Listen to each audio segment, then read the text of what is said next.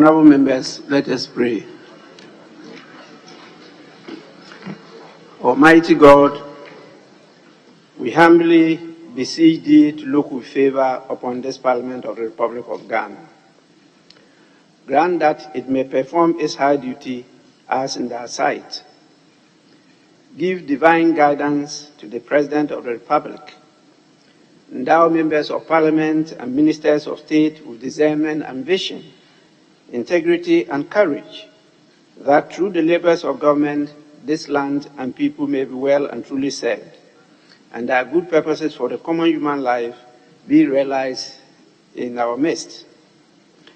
O God, grant us a vision of our country, fair as it might be, a country of righteousness, where none shall wrong his neighbor, a country of plenty, where evil and poverty shall be done away with, a country of brotherhood, where all success shall be founded on service and honor shall be given to the deserving, a country of peace, where government shall rest on the will of the people and the love for the common good.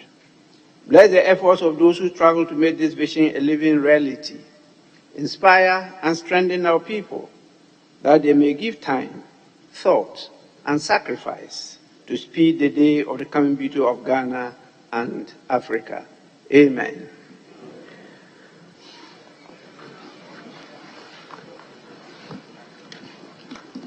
Honorable members, roll call.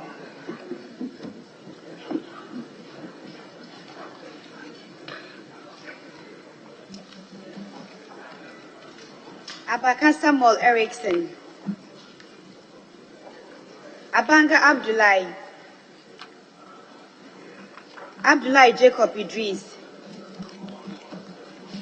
Abdul Latif Dan, Abdul Salam Adams, Ablakwa Samuel Okujeto, Abuaji George Kwame, Abuaji Kwejo Nyampong, Abudulai Bazurewa, Achampon Brian, Achampon Charles, Achampon Richard, Akwaku Sofa Karin Edem, Akwa Alexander Kwesi, Adam Hamza, Adam Mohammed Amin,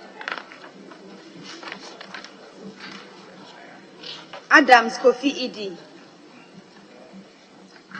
Adi Teddy Safori,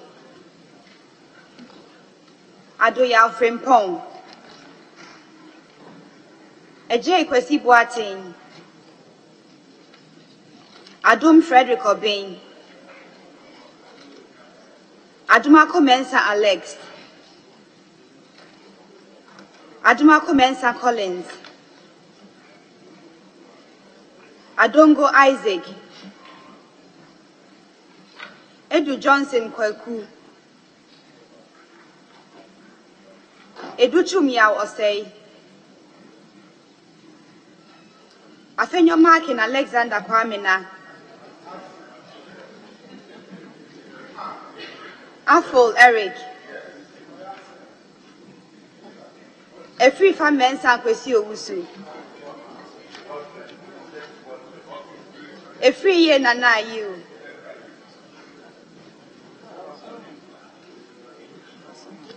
Efri Ye Kweku, Agalga James, Agbeve Charles,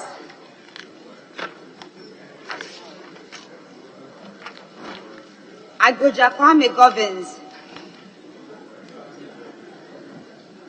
Ejepon Ken Ohene, Ejari Alexander, Ejekum Emmanuel Kwejo, Ajimaimenu Kweku, Ajima Rollins Zaneto, Ejenim Boating Kwaku. Ahenkra Kingsley Carlos. Ahenkra Frederick Yao. Ahi Samson.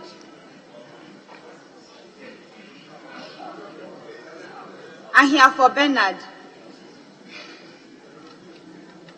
Eidu William Moreku. Akando Kwabna Minta.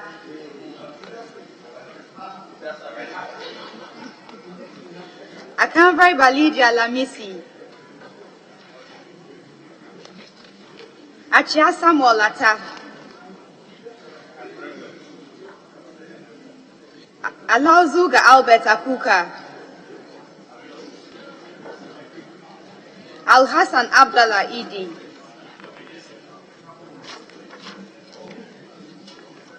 Al Hassan Bashir El Fusaini.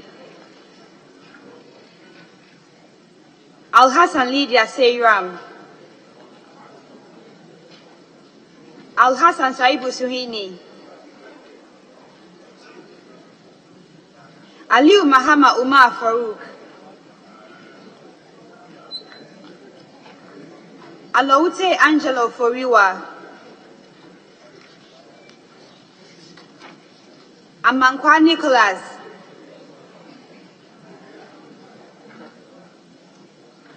Amankwa Menu Kofi. Ameu John Peter. Amial Tremi Kwesi. Amwa Osei Bonsu. Amwa Stephen. Amwaku Andrew Esiama. Amwaku Atakwesi.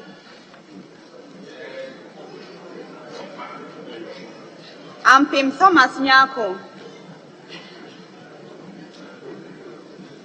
Amkofu Chumesi Kwame. Amprechum Sapon Kwaku. Anshre Emmanuel Ej.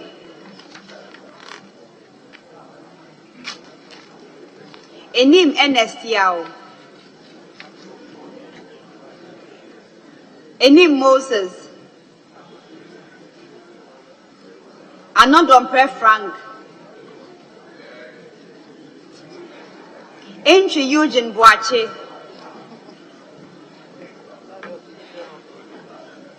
And you may do entry Kwame. Apart Clement Abbas. Apia J. Patricia. Apia Kubi Andy Kwame. Ama Prince Hamidu. Asamoah Vincent Opon. Asante Kwejo. Asante Boating Kwaku. Asensu Boache Francis. Esiama Isaac Kwame. Esiama Kwabna Mankwa. Esiama Eje na Nama Dokua. Asafwa Vincent Eko.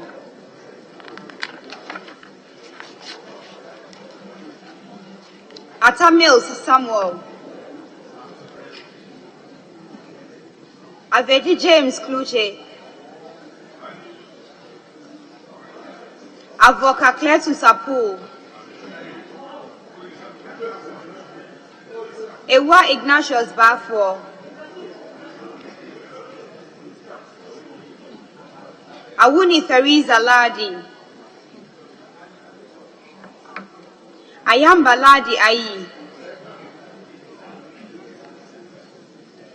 Ayariga Mahama. Ayuku Benjamin Nate.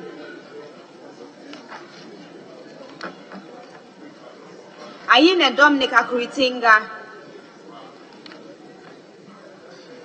Befi Michael Lottery. Baba Benson Tongo.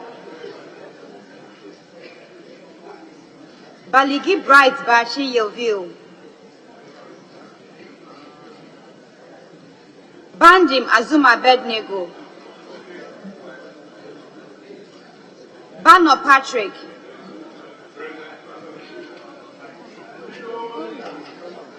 Battles Sheila.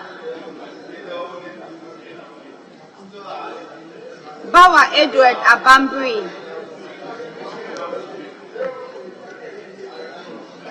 Bedra Emmanuel Kwesi.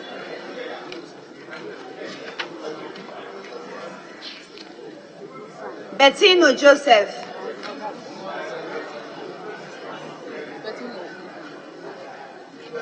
Blankson Alex.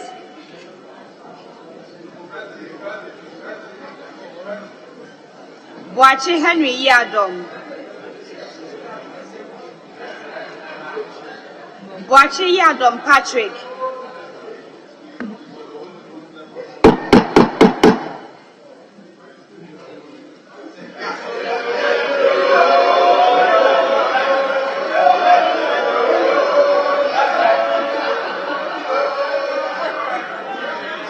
Boachi Yadom Patrick.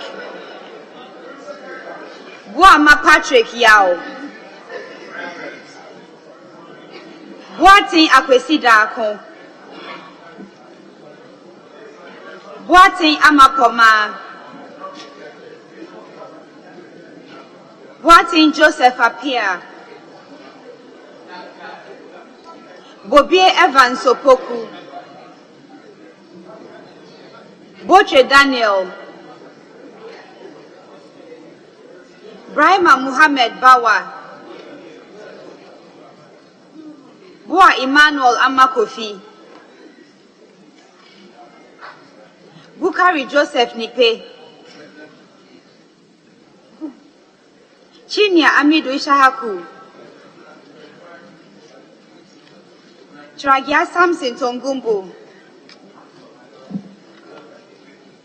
Kiwete Andrew Dari. Prince Olabeku. Kujo Comfort Doyo. Kujo Joseph. Kujo Robert Wisdom. Dafia Mako Roxen Nelson Eche Kwame. Dalu Thomas Ada.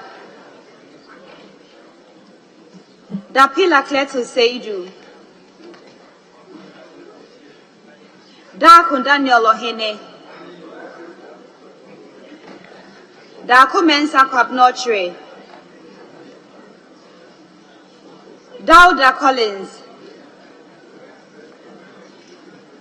Dawuni Abukari. Derry Ambrose.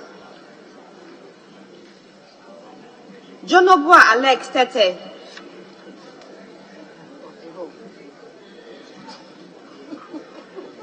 Donko Elvis Morris. Donko Kwabna. Duka George Meku. Eyanana. Fojo John Intim. Forsen Cassiel Atoba. Frimpon Joseph. Gakpe Kwame Jujoli. George Samuel Nate. Gansa Al-Hassan Kobna. Gate Joe. Gidisu Wisdom. Gomadoyao. Gomashi Ablajifa. Jemfi Emmanuel Akwesi, John Alexander, John Mensah Richard, Hammond Kwabnata Hill, Hansen Norte Yves, Haruna Seiju, Hayford Ophelia Mensah, Hotoje Alexander Roosevelt,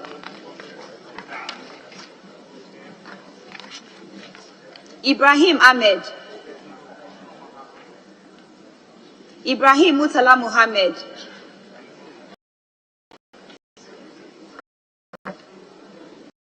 Ibrahim Azura Muhammad,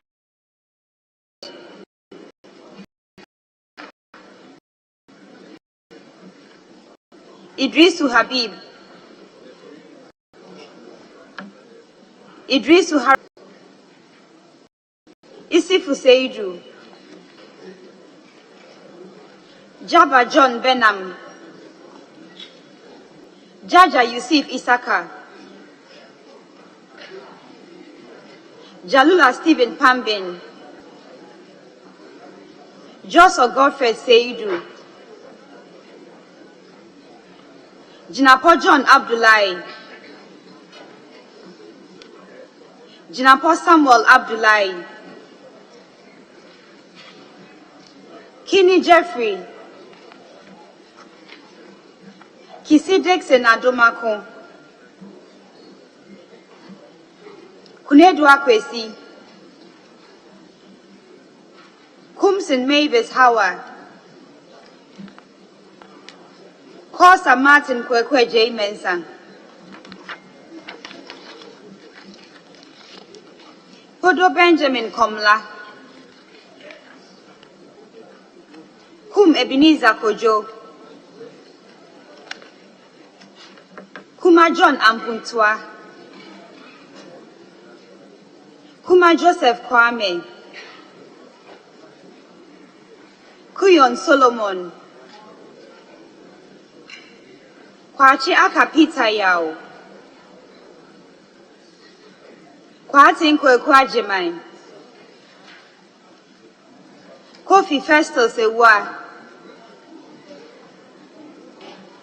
Chei Mensah Bonsu Osei,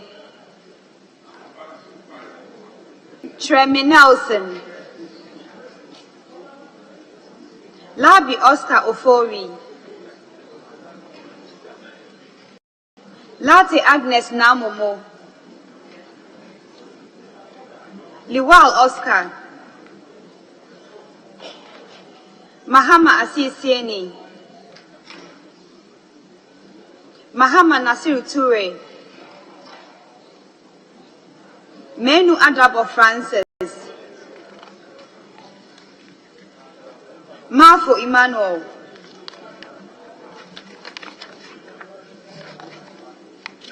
Mafo Ahinkra Kofi,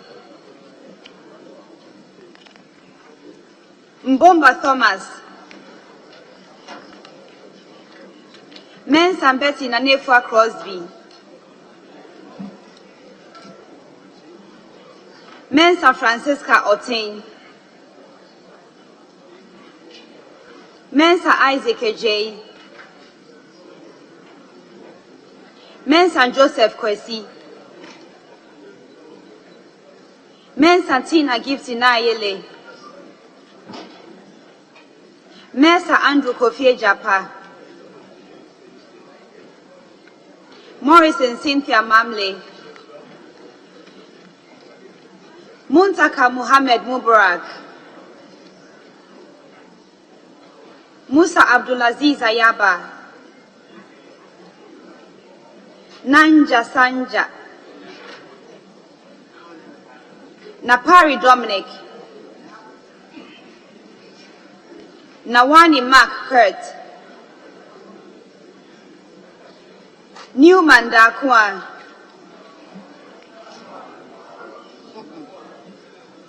Nitiwu Dominic Binam Aduna, In Kansambuedo Mavis. Nokwe Kofi Ako. Nogbe Ernest Henry. Notuko Toe Peter Kwesi. In Team Adelaide. In Team Augustine Collins. In Tosu Helen Ajua. Nyakote Albert Tete. Nyako Bismarck Tete. Nyako Kingsley. Nyako Kwamina Minta. Obintechi George Kwabena. Obin Boateng Alfred. Oklulindo Hinewa Akwele. Odampton Isaac Asha. Ofoswe Jare Elizabeth. Okofu Date Williams. Ochri Ejekum Kofi. Opoku Davis Ansa.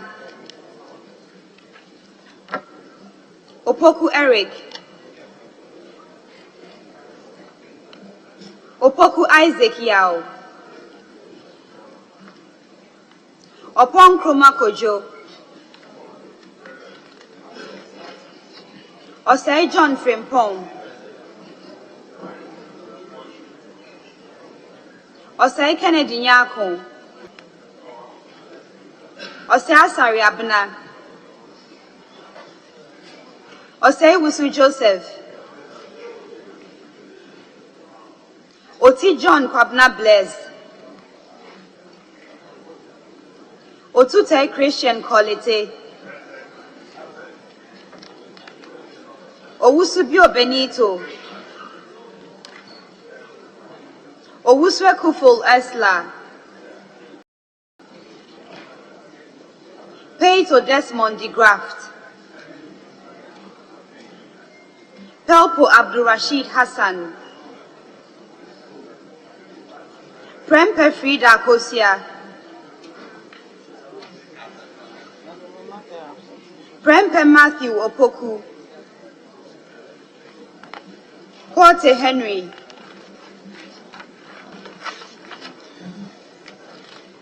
Kwei St. James Jechi. Ramadan Mohammed Adamu. Ricky Tegan George Kweku. Safu Sarah Ajoa. Sandari Sebastian Meniso. Sanid Suleiman Adamu. Sani John Kobnabam Abwa. Soya Queensta Mami Pokua. Sefer Richard Kwame. Secretary Benjamin Yabua. Sosu Francis Xavier Kojo. Sowa Dela Ajoa. Sowa Rita Nao Dole. Suparu Adams Mohammed. Sulemana Adama. Sulemana Ahal Santampuli. Sulemana Yusuf.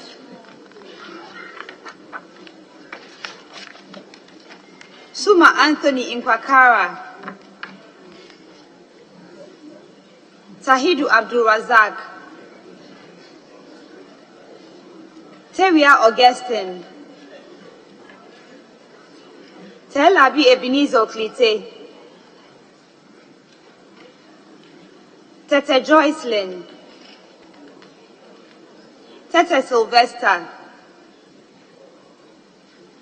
Tete Agbotwi Gisela. Tete Joseph Akwete, Toffee Dorcas, Tobu Peter Lanchini, Tuferu Mohammed Hardy, Chum Ampofu Gifty, Chum Berima Paul Apreku, Yusuf Mustafa, Vandapoy Alfred Oko, Vandapoy Edwin Nilante, Vondi David,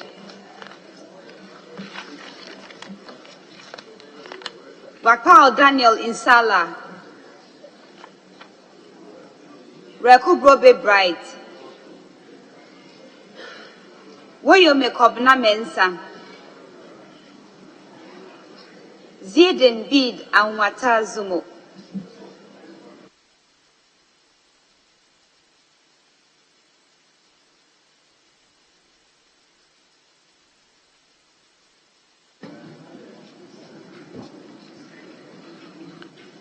Honorable members, we will now move to item 3 on the order paper. I have not received any message from the President, and so we'll go to item 4, which is a formal communication by the Right Honorable Speaker. I have a formal communication, but we will have to use the process of the new standing orders. And we will try as much as possible to clarify this area of the standing orders for the compliance of all in future. And so I will call on the Majority Leader, Honorable Oseche Mensah Bonsu, to formally disclose the formal communication to me, and then I make a few statements to clarify the detailed process that we are expected as a nation to go through in these matters. So, Majority Leader.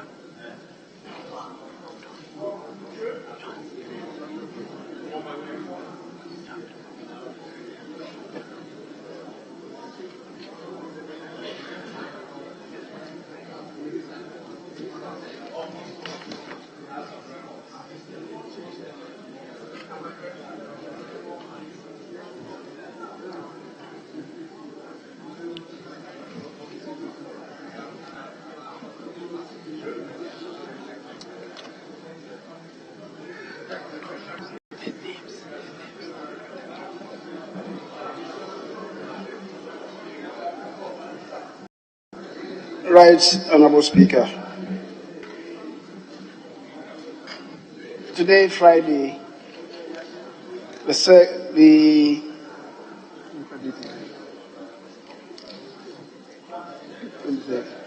Today, Friday, the 23rd of February, 2024, presents a very momentous event.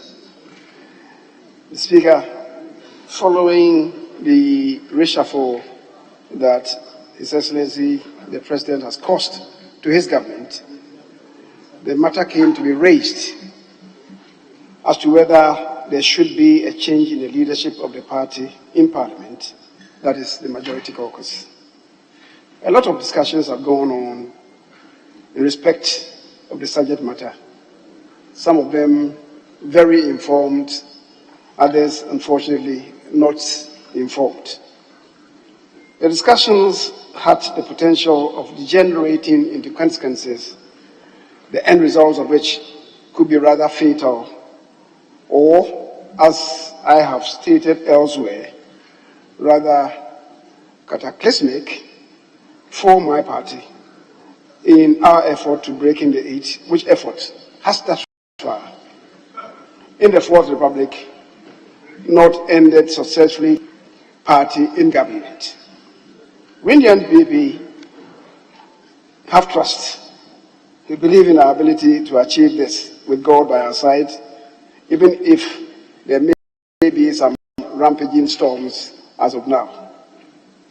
Mr. Speaker, it was amidst the discussions that at a meeting of the caucus, which the President had requested, I tendered my resignation as Majority Leader in order to still the storm and facilitate peace and unity required for the party at this time.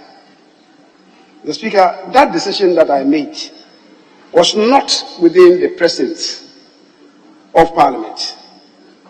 This morning, I summoned the caucus meeting to formally announce to my colleagues that I have elected voluntarily to step down as the Majority Leader and, by that, Leader of the House. Ahead of the meeting, the National Party had been informed and invited to this meeting that happened this morning. Mr. Speaker, the Majority Caucus has, over the past few days, been conferring and consulting with the National Party to fill the vacancy created in the leadership of the caucus, especially since the Honorable Cyril Malason, the first Deputy Majority Whip, has been nominated for ministerial position. At the caucus meeting this early morning, the caucus, by consensus, concluded that the Honorable Alexander Kwamina Afenyo-Markin, the Member of Parliament for Efutu, and until now the Deputy Majority Leader, should take the place of yours truly, Osechi Mensahbo's Member of Parliament for Swame, as the Majority Leader and Leader of the House, Ifes. That is consequent upon this communication. The National Council of the New Patriotic Party, meeting this morning, has accepted this proposal. And the Council, in consultation with the caucus, has further approved of the following members of Parliament to occupy the following respective positions. 1, Ms. Patricia PJ, MP for Asukwa. Asukwa in Kumasi, not Adansi Asukwa, as Deputy Majority Leader. Frank Anodompre, MP for Nsawam Adwajiri, retains his position as Majority Chief Whip. The Honorable Alhaji Habib Idrisu, the Member of Parliament for Tolong, goes one rank higher on the ladder and now assumes the position of First Deputy Majority Whip. And the second Deputy Majority Whip's position is now to be occupied by the Honorable Alex Tete Jonibua, the Member of Parliament for Sefi Akontomra. Mr. Speaker, let me take the opportunity to thank you for the cooperation and collaboration that existed between you and I over the entire period that our paths crossed here in Parliament. We have worked together to uplift the status of the Ghanaian Parliament in many endeavors, and much more, especially latterly, since you assumed the position of the Speaker of Parliament. The Speaker, human as you and I are, we have occasionally disagreed. But even in the state of disagreement, the kernel of the matter has always been how to reform the system for a better way that will affect the affairs of Parliament. On the part of my colleagues in the majority, I express tons of appreciation for the trust reposed in me, beginning as caucus secretary under the Venerable J.H. Mensah, Deputy Whip, Chief Whip, Deputy Majority Leader, Minority Leader for 8 years, and Majority Leader for 7 years and now 2 months. I guess this is unprecedented in the history of Ghana's parliamentary democracy. Mr. Speaker, I thank my colleagues for always being there for me and for the cause of the party and government. I will entreat my colleagues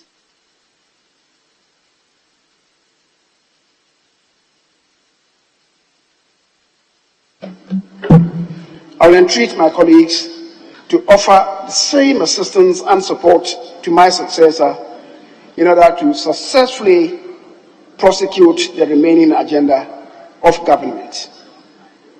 In my capacity as leader of my caucus, in minority and majority, as a leader, I've had to work with many of my compatriots on the other side of the political divide. Majority and minority leaders from the NDC, beginning with your good self, Right Honorable Alban Sumana Kingsford Bagbin, ASK Bagbin, the Speaker, in your life before life. Clutches, my eternal friend, Dr. Benjamin Kumbo, the Honorable Harry Nadrusu, and now the Honorable Atufosin, Casio, Doctor. In the case of all these people, we have developed a very cordial working relationship, even though we belong to different sides of the political spectrum. And the working relationship, Mr. Speaker, has translated into such close relationship that sometimes people begin to think that perhaps we are hiding something from the rest of the members of parliament. But it's all to encourage a smooth transition of government business and indeed the cause of the country in parliament. I thank them all, including in particular those others who have been in leadership, close or expanded. Mr. Speaker, in my capacity in the leadership of my party, I've worked with 5 clerks of parliament, 4 clerks of parliament, Nana Rex Ushuansa, who just transitioned, Mr. Kentachi, or should I say Ambassador Kentachi, Mr. Anyimedu, and now Mr. Cyril Kwabena Oting Insia. It has been a pleasure and a comfort working with all of them, despite a few disagreements sometimes. Mr. Speaker, let me also profoundly thank not only my caucus and indeed the other caucus, but the entire membership, officers and men of this House. The other staff, senior and junior, have all played their parts to ensure that we raise high the flag of Ghana. The Speaker, Parliament has given me visibility in many international fora. I've been the Africa Regional Chairman of the African Parliamentarians Network Against Corruption for 4 years. I've been the Vice Chairman of the Global Organization of Parliamentarians Against Corruption for 4 years. I've been an Executive Committee member of the Africa Regional Chapter of the Commonwealth Parliamentary Association for 15 continuous years. I've been the Vice Chairman of CPA International for 3 years, unprecedented in the annals of the CPA International. I've been a chairman of one of only 4 committees at the IPU for 2 terms. I've been a member of the ECOWAS Parliament and leader of Ghana's representation. All these because the Parliament of Ghana has provided me the platform and supported me, and I'm eternally grateful to the Parliament of Ghana. Mr. Speaker, today I bow out, and I do so by introducing to you Mr. Alex Afenyo-Markin Kwamina, who takes over from me as the new majority leader. So, Mr. Speaker, if you indulge me, I will usher my colleague into a seat and I'll take a bow to where I belong to. Mr. Speaker, we have seen a change of battle in this House, which involved even your good self. And often it has been acrimonious. We should depart from that trajectory and move on to establish sound parliamentary practice. I think that is what would indeed glorify us apart from what has happened in the past. Speaker, I thank you all for the occasion and thank you for everything.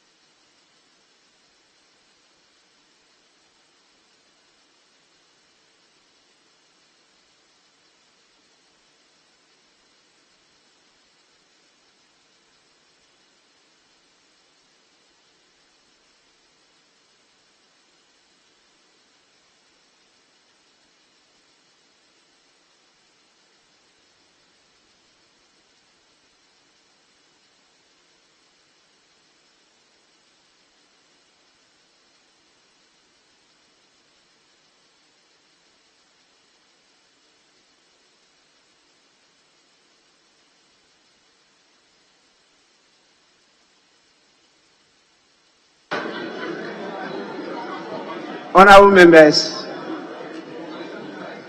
members, as the father of this house and the present father of democracy in Ghana, because Parliament is the house that holds democracy everywhere in the world. That is the house, not just, it is the house of democracy, and that is the house of accountability. And as we chart this unending, unknown journey called democracy, we will definitely come across challenges. And it's important that as leaders, we with calm nerves and reason, smoothing the journey and find amicable solutions. And so I decided, after consultation with leadership, that in view of the new standing orders, honorable members, you listen and don't go out and misinform the public. In view of the new standing orders, we clarify the situation for compliance by everybody. There is good reason that in the new standing orders, we decided to take away in the definition of the leaders, that is the majority leader and the minority leader, the two words party or parties. I should say three words: parties or parties, and rather give the duty of designation to the caucuses, minority caucus and majority caucus, because we have had an experience. And the good people of Ghana has given us guidance in this matter. So you realize in the definition of caucus, whether it's majority caucus or minority caucus, we retained those three words, party or parties. Which meant that in the process, before the formal designation in Parliament, the party or parties involved, whether majority caucus or minority caucus should lead the way in trying to assist in the decision as to who will now lead those caucuses on the floor of Parliament. That is what we have done, so that it is not like an imposition by any person or any group of persons. This is the path and the best way to go. Because members, as I stated earlier on, campaign and in fact come into this house on the platform of parties. And these are national parties, not sectional parties or family parties. And that national character must be shown in the leadership of the representatives in the House. And you cannot do that by giving this process to one man or a group of people. There must be deep consultation. That is the process we want to become by all. But the formal declaration should be, according to our rules, by the caucus. That's why the designation is by the caucus. Now, as the father of the house, definitely the communication will also have to come to me, so that we don't have any person among the caucus upstage the caucus. People don't just get up and say, I have now been designated as the leader of the caucus. There should be evidence, and that evidence is in my hands, to the process of consultation, deeper consultation, and the House should be formally informed. And so I have that formal information, and together with leadership, we decided that we should detail out this process so that transitions in the House be completely seen as not one of anger, not one of acrimony, not one upstaging another, but a very harmonious and seamless process. And this is why we decided to do what we are doing.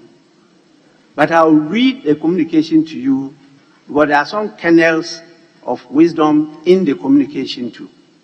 And as you know, it's only God that is all-knowing. That is the only wise creator by himself. The rest of us is a pieces of his wisdom he shared with us. So we have a bit of it each. And it's when we put them together that maybe ours can be nearer what he has. And so I'll read it for you to see how the party wanted me to know, and if anybody tried to sabotage or upstage anything on the floor, I should not be part of it. So the party wrote to me by a letter dated February 23rd, 2024, and signed by the General Secretary, Justine Kodia Frimpong. It says, and I read, Right Honorable Speaker, subject, notification of changes in the majority caucus leadership.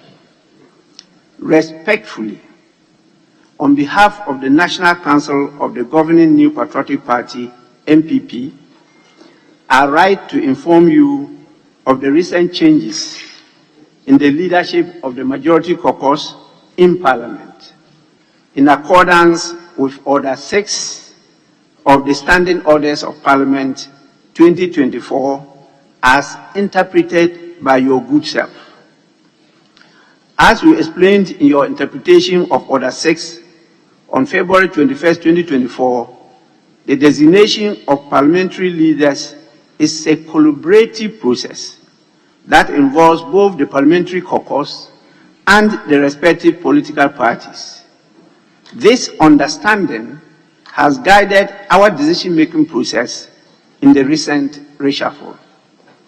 In this spirit, and after considerable deliberation within our party and consultation with the majority caucus, we have designated the following honorable members to the leadership positions on the majority front bench.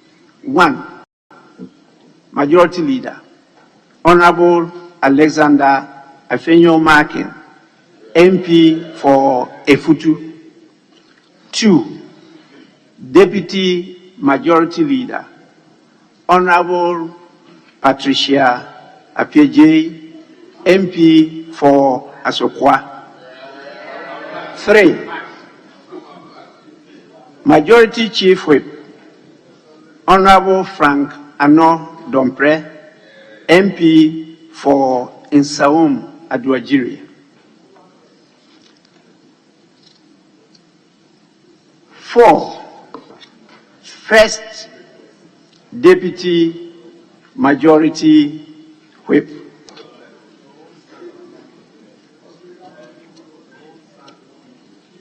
Honorable Habib Idrisu, MP for Tolong. 5. Second Deputy Majority Whip, Honorable Alex Tete Yonubwa, MP for Shefi Akutumbra. These appointments follow the stepping down of Honorable Oseche Mensah Bonsu, MP for Swami, from his role as Majority Leader, and the nomination of Honorable Lydia Siriam Alasan, MP for Ayawasu, by His Excellency President Nana Addo Dankwa Akufo-Addo as Minister Designate for Sanitation and Water Resources. The National Council, in consultation with the Majority Caucus, has taken great care to ensure these changes are in line with the legal and democratic principles that underpin our parliamentary democracy. We respectfully request your kind assistance in formalizing these appointments and reiterate our commitment to the effective functioning of Parliament under your distinguished leadership. Thank you, Right Honourable Speaker, for your guidance and support. Yours sincerely, Justine Kodia Frimpong, General Secretary. Honourable members, this will definitely be part of the Hansard. We have in our statements both the outgone Majority Leader and my good self giving some corrections to some portions of this communication. And the other one I will add is that we don't have any designation in Parliament as First Deputy Majority Chief Whip. We don't have that. We have First Deputy Majority Whip, not Chief. And the same, we don't have Second Deputy Majority Chief Whip. We have Second Deputy Majority Whip. And this is clearly stated in Order 21 and the orders under Precedents in the House.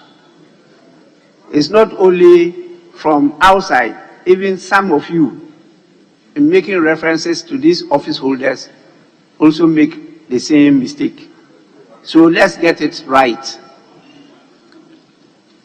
I will now give opportunity to the minority leader to at least say a word.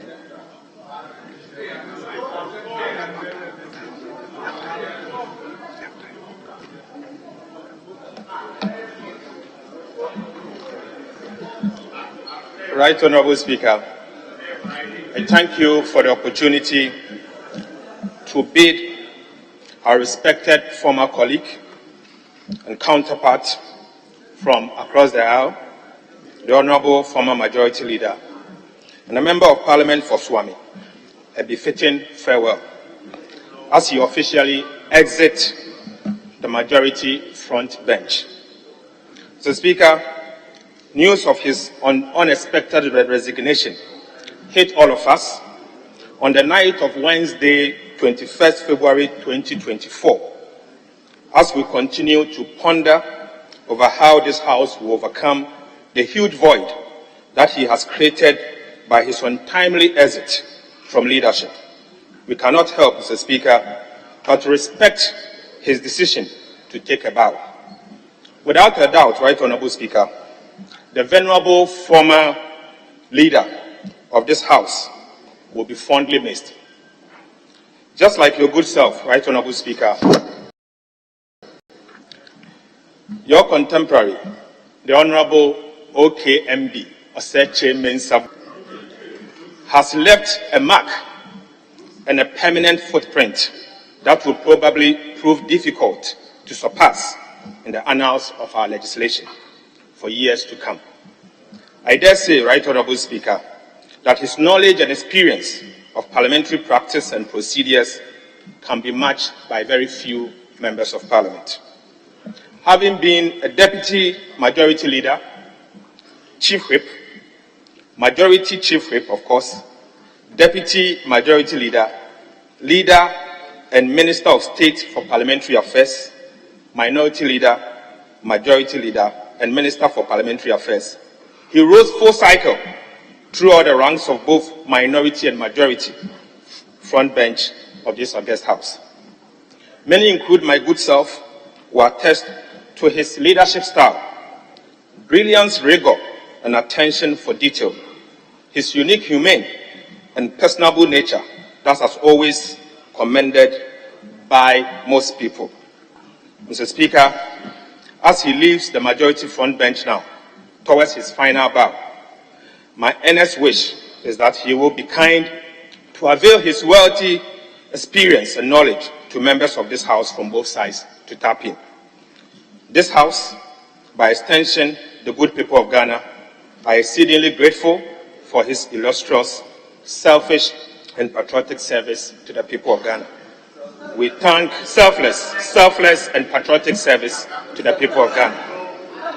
We take this opportunity to wish him manifold of God's blessing and very best in his endeavors. Mr. Speaker, as I take my seat, I also wish to welcome and congratulate my colleague, my new colleague, the Honorable Afenyo Makin, as he takes his seat as the majority leader. Mr. Speaker, no more AATO. Thank you, Mr. Speaker.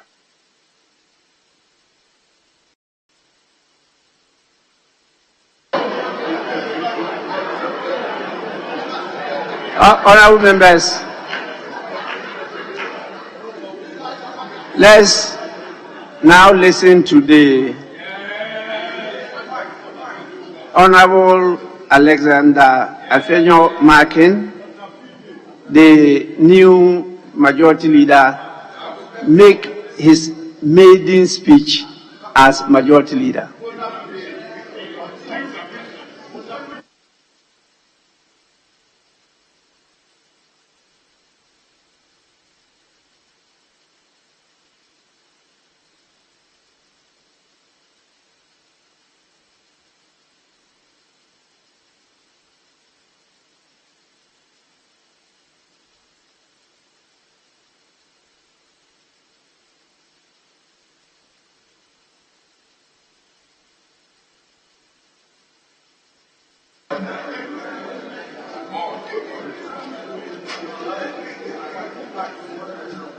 Right Honorable Speaker, colleagues in leadership, colleague members of Parliament, parliamentary staff,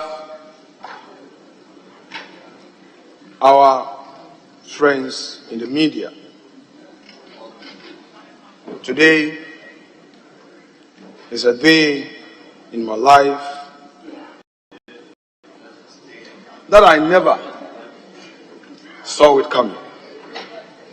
My journey in life has been very checkered. It's been rough, and sometimes it's as if there's going to be no light at the end of the tunnel. But today, I stand before you with profound humility and great honor to say that the party NPP has honored me to be the primus of this great chamber. Mr. Speaker, I take the opportunity here to share a few words. As a member of Efutu, a member of parliament for Efutu, and a proud son of Winneba in the central region and chairman in the Volta region of Ghana, my long journey to this podium, as you may be well aware, received a lot of setbacks. Mr. Speaker, in 2004, when I first won my primaries, just 2 days to the filing at the EC, the elders of Winneba said I was too young to be an MP. The opportunity was taken away from me. In 2008, I contested, and the result was 22-22. The regional executives of the party said that the then MP was a member of the constituency executive committee, therefore he had a casting vote. You can vote. He voted for himself 23-22. I lost the chance. We were three that year: Honorable Kweku Kwatin, Honorable Joe Wise, Joe Osewusu, and my good self. Mr. Speaker, we formed the One Vote Alliance. The elders of Efutu prevailed upon me to accept the bitter pill, which I did. But proud to this, I had contested as an assemblyman when the 204 bid failed, because an elderly man in Winneba said, in politics you don't give up. So I won, served 2 terms as an assemblyman, and got elected as a presiding member in Efutu. 2012, when I finally got the nod to lead the party in Efutu, none had confidence in my ability to win. In fact, I went to President Kufuor, pleaded to get an elderly face to speak for me in Winneba. In the end, Honorable Hakman Owusu-Ajima sacrificed to be in Winneba and talk to the people. Honorable Stephen Asamoah-Boateng joined later, where we did our house to house. By the grace of God, I won.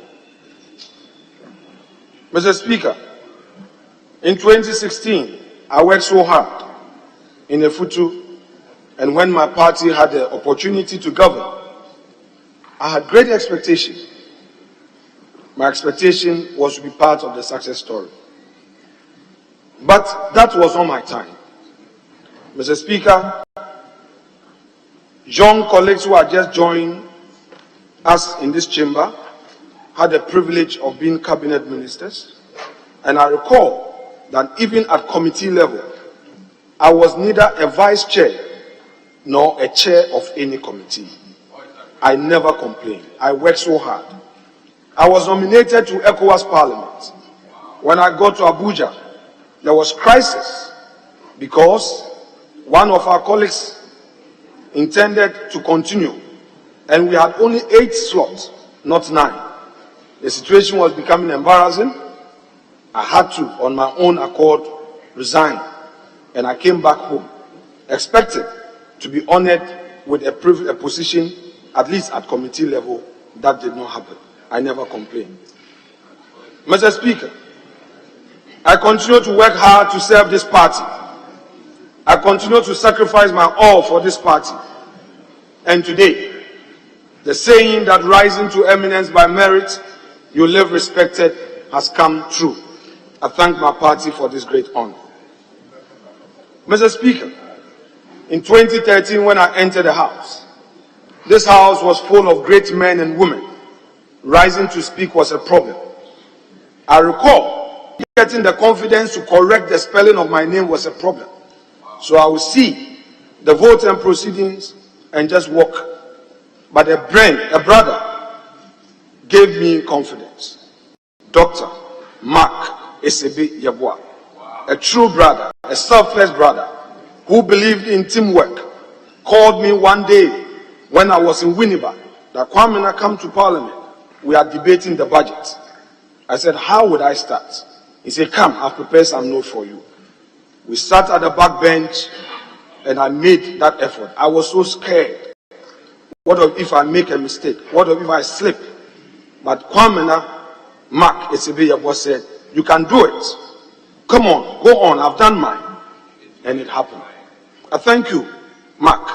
How I wish you were here with me. I miss you dearly. You are a true brother. You are selfless, and you made it happen. Mr. Speaker, Honorable Mr. Jethro is a man today. If I pass him by, then indeed I have been ungrateful. There is a man who adopted me as his own. I call him Osofo. He, together with other parliamentary staff, gave me the needed guide. When we are filing questions, he will correct you. How to learn the standing orders and all. Mr. Jethro would always avail his time to support. Mr. Jethro, you and your staff, I am grateful to you. You made me who I am today. Mr. Speaker, my professor who taught me at the Ghana Law School, former leader of this house, Kumgo, Honorable Papa Wusu Ankuma, now Ambassador, High Commissioner to the United Kingdom, the late E.T. Mensah. Mr. Speaker, these were great men and women. Great men I came to meet here, supported me and did everything to guide my thoughts. Now, Mr. Speaker, let me go to my predecessor. Mr. Speaker, as if prophecy come true. In my early days, I received a call from Honorable Obi Amwa that leader was traveling all the way to Hanoi, Vietnam, and he was supposed to be part of the trip, but for some reasons, he could not make it. And I joined leader in his stead. Mr. Speaker, upon arrival in Hanoi, in one of the nights, Honorable Oseche Mensah had a good discussion with me. He advised that I stay close to the standing orders. And he realizes that many people don't pay attention to the standing orders.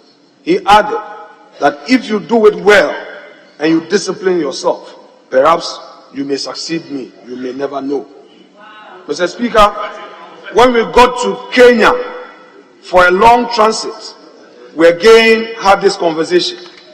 And in this conversation, he repeated saying, today is a day. Honorable Minority Leader, let me assure you that we're going to have a time of bipartisanship. I want to assure you of my commitment. The situation is when you are playing number 5, you are the defender. You are supposed to be abrasive. But now as a striker, I cannot use that strategy. So there will be no more A at all.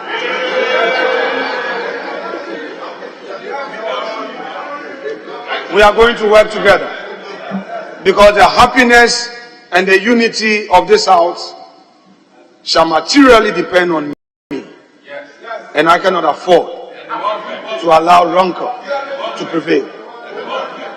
Mr. Speaker,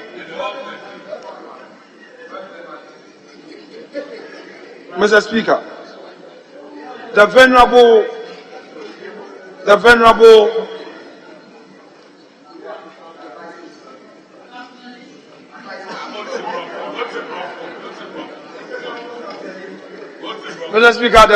MP for Swami, Honorable Oseche Mensah, is an institution, no doubt.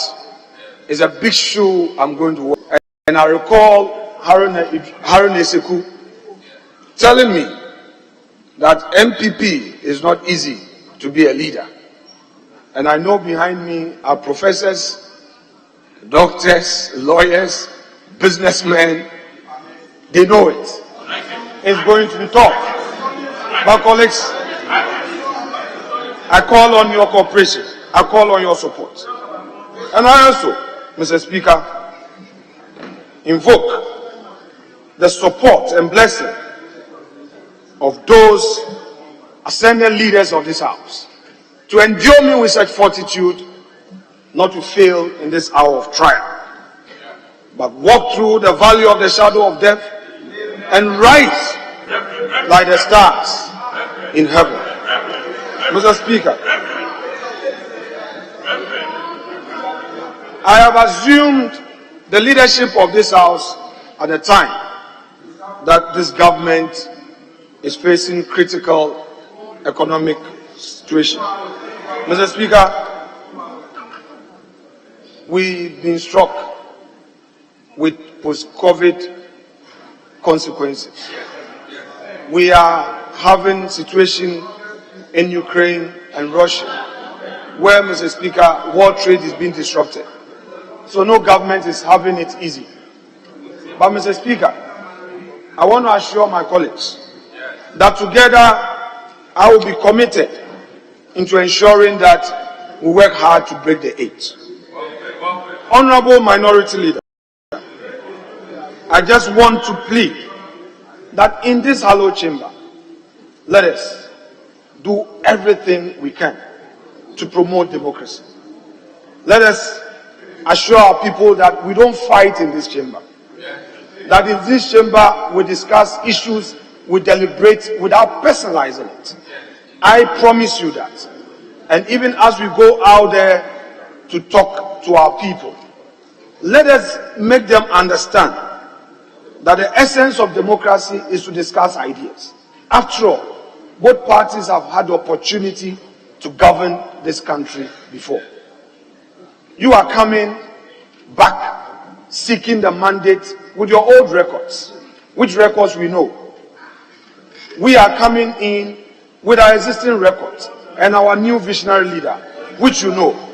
So, Mr. Speaker, let's set out the issues and make sure that the right things are done to ensure that we sustain this democracy. Mr. Speaker, I shall conclude by thanking you exceedingly for your wise counsel. Mr. Speaker, you took me as a son. Mr. Speaker, in moments of depression, you were there for me. In moments of difficulty, I came to you for advice, especially when expectations were not being met. We traveled to Cote d'Ivoire, we traveled to Togo, we traveled to Uganda. In all of these, your advice was one: your time will come, have patience. Mr. Speaker, I thank you for that fatherly role you played in my life. And I want to promise you that I will not let you down. The job is difficult, it's challenging, but the God that made it possible for you to survive and possible for my predecessor to survive will make it possible for your son, Kwamena Afenyo-Markin, to survive. Mr. Speaker, not the least, let me thank my wife for her support. Mr. Speaker, being in public life, I married my wife when I was only 22, 23, and she was 22. Mr. Speaker, I started public life very early, and most of the time you have to leave for Winneba, come midnight, go back, run your business, go to court and all.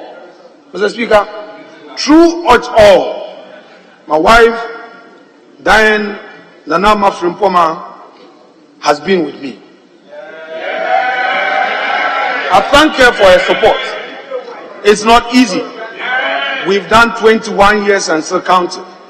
And I know that the Lord would make it possible for me to deliver my new duty with her support.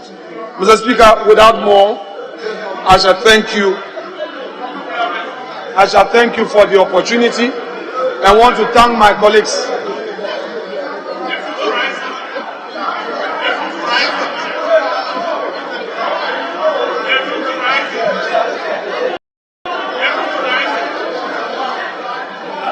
Honourable members, please, let's. Mr. Speaker, I want to thank my colleagues.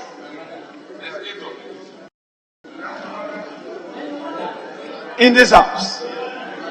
Mr. Speaker, I have to make some mention. Honorable Rashid Pepo, when I was faltering, he never gave up on me. He came to me several times advising me. The former minority leader, he never gave up on me.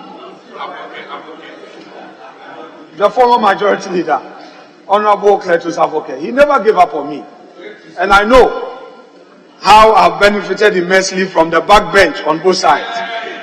But Mr. Speaker, my mom, Esther Abba Ahimakwa Make, is here. My stepdad, Aike Esibu, and my dad, Moses Afetobo Afenyo, is here with us. I thank them all for all they've done for me.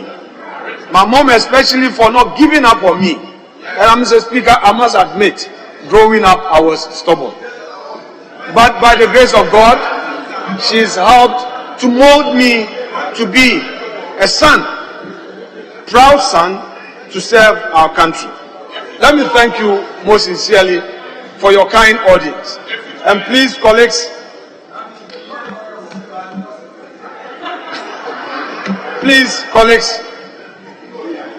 I would count on your cooperation. At all. Thank you, Mr. Speaker. Honourable members,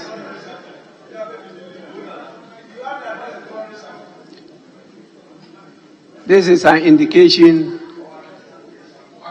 of what is to happen. Your leader has given you some indication. He's not my leader, he's your leader. And so please, patience, tolerance, and understanding. In politics, we agree to disagree. And we must conduct that disagreement in civility, in decorum, and in dignity. Now, I gave this opportunity, and I'm happy that all of you have been very candid and honest. What you have just stated is unknown to the public. They don't know that we work together as a family, that we help each other, that we counsel each other, all for the benefit of our people. We are all focused on the national interest. The way you stated it, I can tell you it will have effect and impact on national discourse. We are not at war. That is not what politics is about. It's about agreeing to disagree.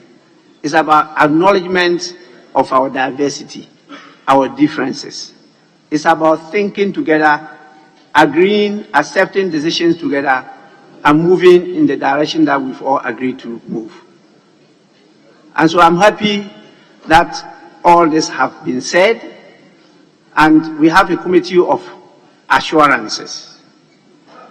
Now, that committee of assurances is now not only for ministers, it also covers members, especially leaders. You have listened to them. They have given you assurances. We will make sure that they go by those assurances.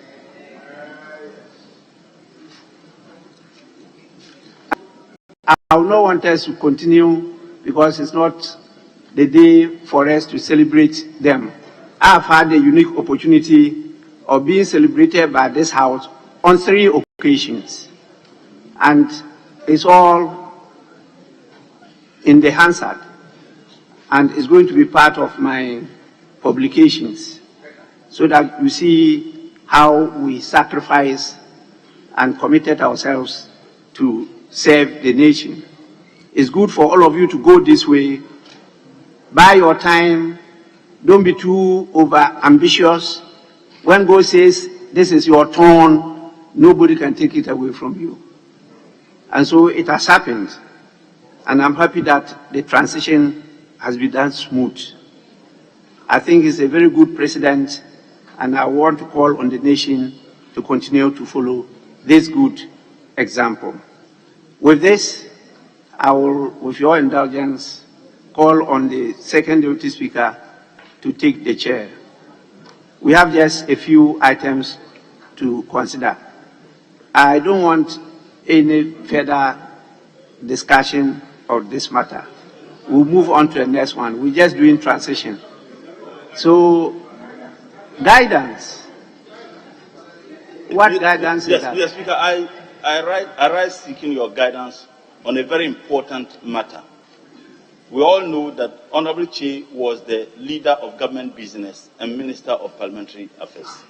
With the changes now, is it automatic that the new leader, Honorable Afenyo Markins, becomes automatically the Minister of Parliamentary Affairs and leader of government business? So I seek your guidance. Honorable members, it's not for the House to determine who is leader of government business. It's for the government of the day to designate somebody as leader of government business. The person does not necessarily have to be the majority leader. The majority may not be in power. You can have a minority in power.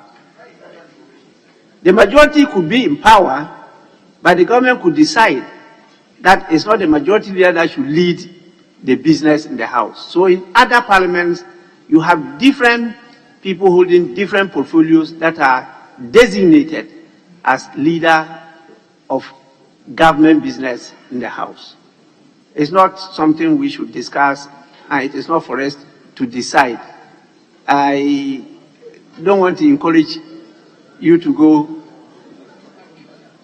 You want to say something about it? I will allow him to share his experience with you. Yes, please.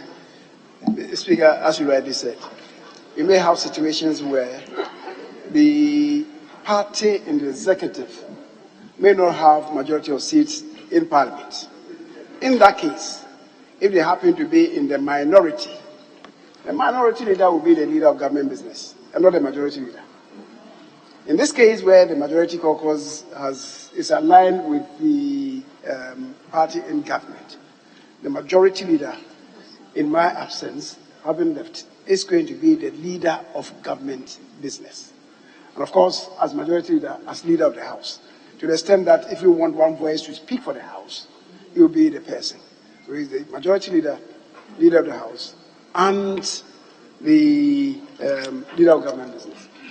The other one, with respect to the Minister for Parliamentary Affairs, will be determined by the President. Yes, please. Mr. Speaker, the designation read by your good self, the letter from the party read by your good self, and the designation by the immediate past leader of the House did not include the leader of government business. So, Speaker, the MPP may be the governing party, but they are not the government. And it is important for the government to designate someone as the leader of government business. As we speak now, Mr. Speaker, the Honorable Afenyo Markin Kwamina is the leader of the majority and not the leader of government business. So, Mr. Speaker, the right thing must be done. The government must communicate to you officially who the leader of government business will be. But as we speak now, he is the leader of the majority, but certainly not the leader of government business. Thank you, Mr. Speaker. I don't want us to debate this matter, but I can give you a bite, but I don't want us to debate it. It's not for us to decide, but please say a few words. Mr. Speaker, I'm just going to the standing orders. Mr. Speaker, I'm going to the standing orders. If you look at page 5 of our new rules book, leader of government business, leader of government business, I would invite my colleague, the minority leader, to go with me to page 5 of the rules of this House, where he will look at, that is the interpretation clause, respectfully. And it's not saying include, it says means. Means. Leader of government business means the leader of the party or parties in parliament which form the government. Ato, your question has been answered. This is it. No, it will be superfluous. It will be superfluous for the party to state that. It's been defined. Honorable Ato Forson, it is here. So, Mr. Speaker, there's nothing for debate. I thank you, sir. Honorable members, please, let's be clear in our minds. The standing orders he quoted refers to leader of government business. And the standing orders has given us a number of scenarios. The government could be made up of one party, or the government could be a coalition party. When the government is made up of one party, it's very easy to determine the leader of majority, if that is a majority government, or the leader of government business. When the government is a coalition, which is a number of parties, and they have that representation in parliament, you can have somebody who is a majority leader and another person who is leader of government business.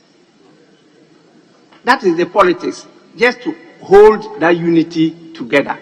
So you can have the majority party member being leader of government business, but the same people can decide that to let us move together, let's maybe the next party with large numbers in the coalition be the leader of government business, because they will have to work with the government. So that is something that we put, and this can only be refined in practice. And so we anticipated all that, because I know some parliaments where even the majority leader as a member of parliament is not given in a majority party government, but the Attorney General was designated as the leader of government business. So these things happen. There are different ways of killing a cat, you know. I quote somebody. And we tried in the standing orders to capture many of these scenarios. But as I said, as we practice it, it will become clearer and better for all of us. But please, the guidance is that we don't decide that one.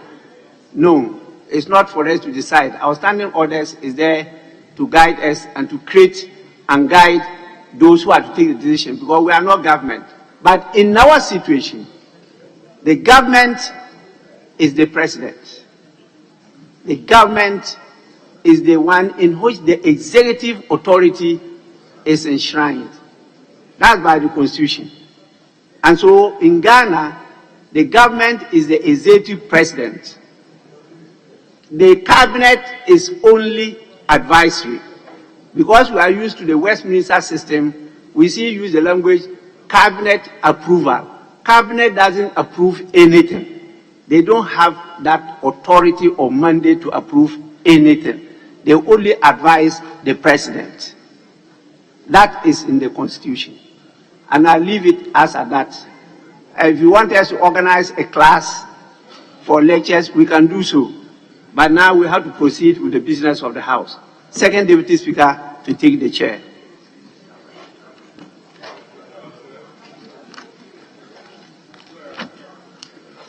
Honorable Mutala, no more, no less.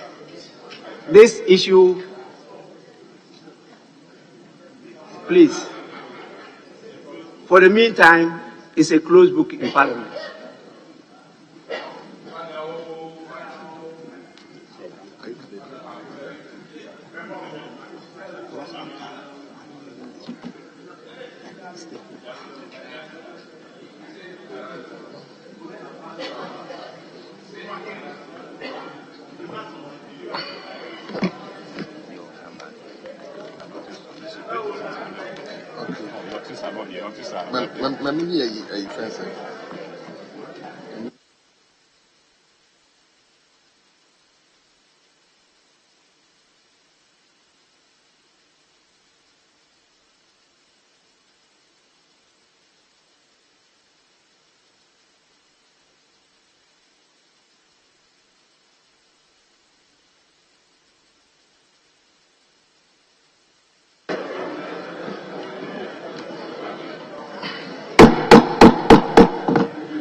Yes, honourable members, let's now turn to item 5. Item 5 in today's order paper.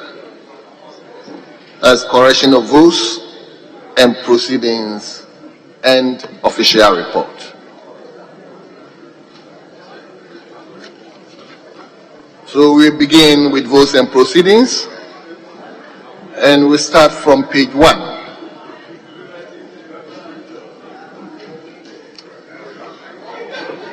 Page 2.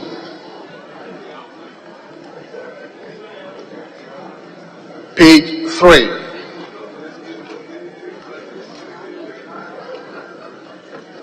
Page 4.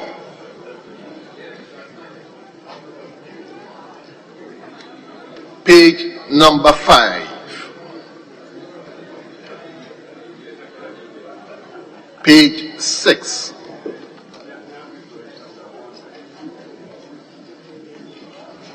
Page 7.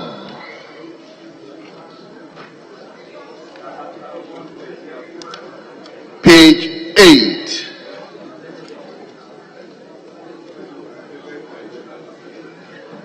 Page 9. Page 10. Yes, Honourable Member for Northton. I'm grateful, Mr. Speaker. Mr. Speaker. Honourable Member, there is too much movement in the chamber, please. Yes, Honourable Okujoto Abraham. I'm grateful, Mr. Speaker. Mr. Speaker, item number 8, III.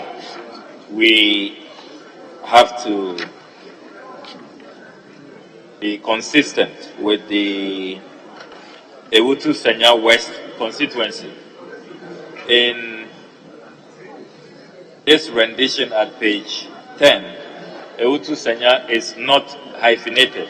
But Mr. Speaker, when you come to page 6, at page 6, item 188, Ewutu Senya is hyphenated. So the inconsistency, we have to be clear exactly what the correct rendition is so that we are consistent.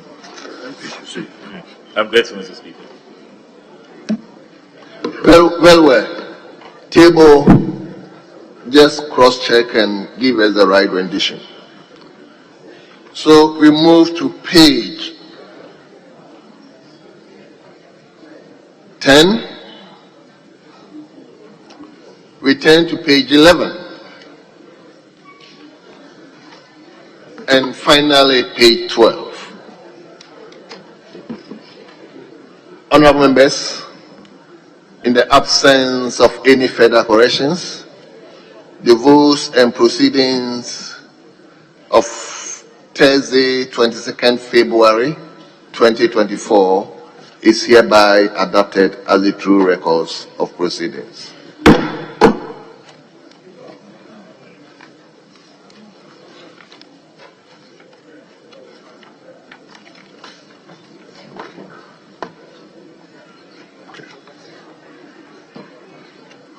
We will now turn to item 6,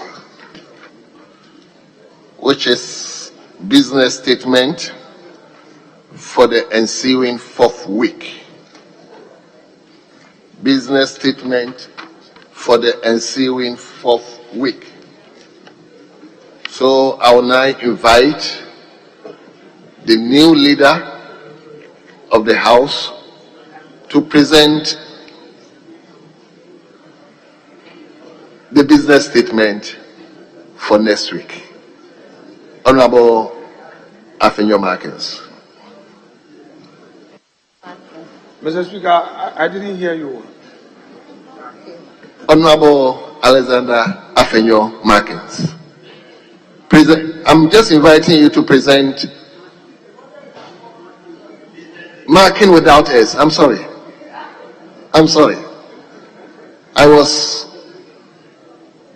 adding S to your name. So let me pronounce it again. Alexander Afenyo Markin. Mr. Speaker, thank you. Mr. Speaker, the former leader of the House and my good self were unavoidably absent during the deliberations. I therefore want to take your leave to enable the first Deputy Whip, who chaired the said meeting, to present the report on behalf of the committee. Mr. Speaker, I so pray. Well, leave granted.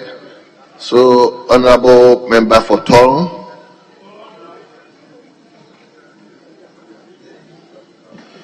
Honorable, you may come to the podium to present it.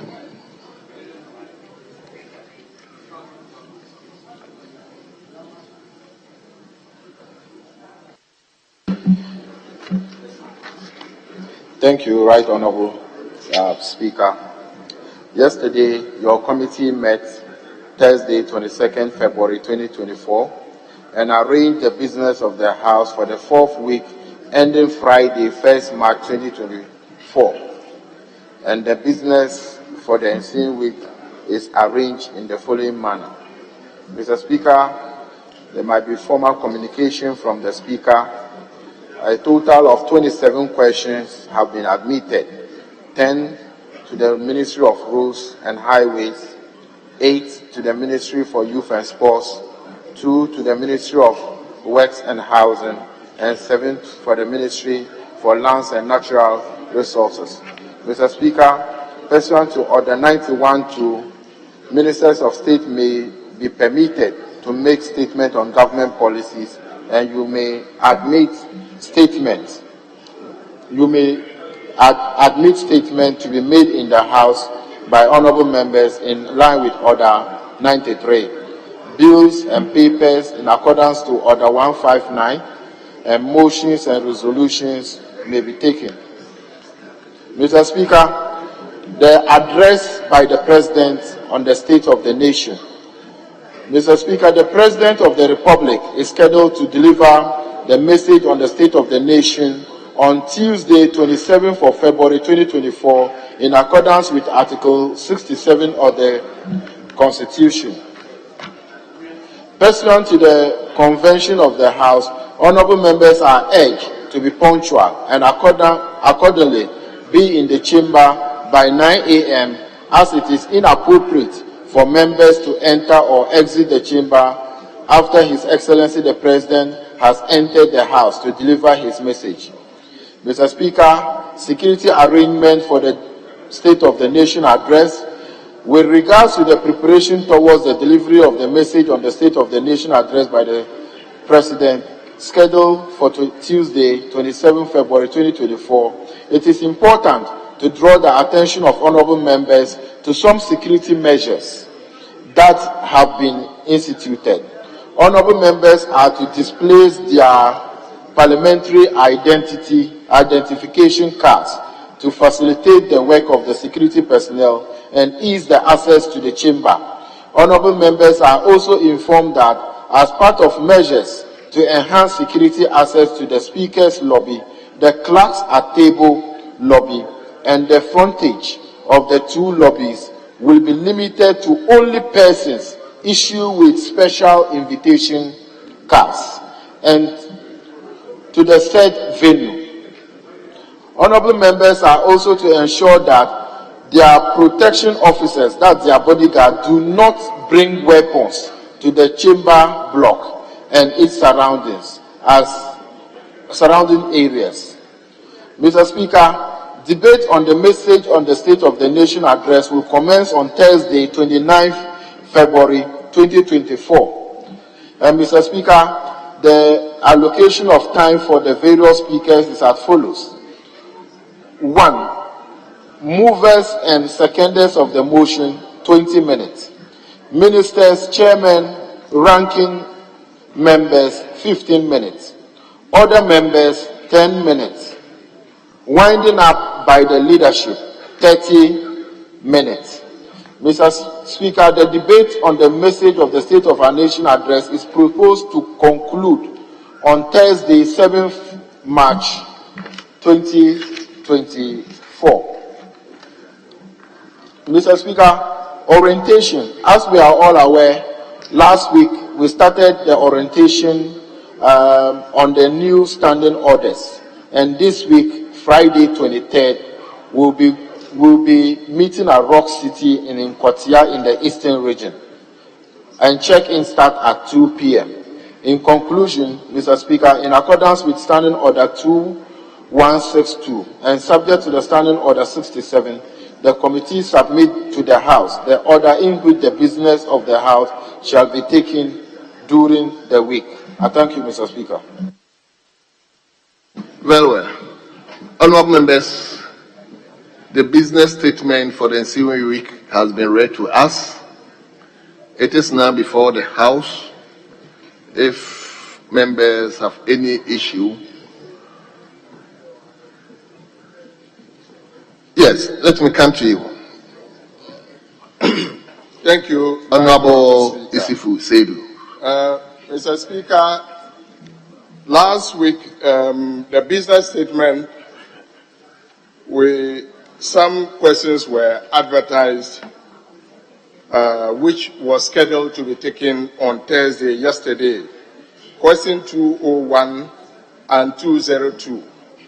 Unfortunately, yesterday, we couldn't take those questions. I was thinking that these same questions would have featured for next week, but unfortunately, that is not done. I just want to draw the attention of the business committee to see if they could reschedule these questions for next week. Thank you. Very well. Yes. Let me go to Asante Achim Central. Thank you, Mr. Speaker. Mr. Speaker, there is something extra, with your permission, that I would want to draw the leadership's attention. Mr. Speaker, most of our offices, the air conditioners are not working, and it makes working at the office very, very difficult, almost impossible. Mr. Speaker, my office in particular. Honourable leadership, I believe we are listening to. My office in particular, the air condition was faulted last April. Mr. Speaker, it is 1 year now and nothing happens almost every week, we report this to the members' center. And I do not know what is being done.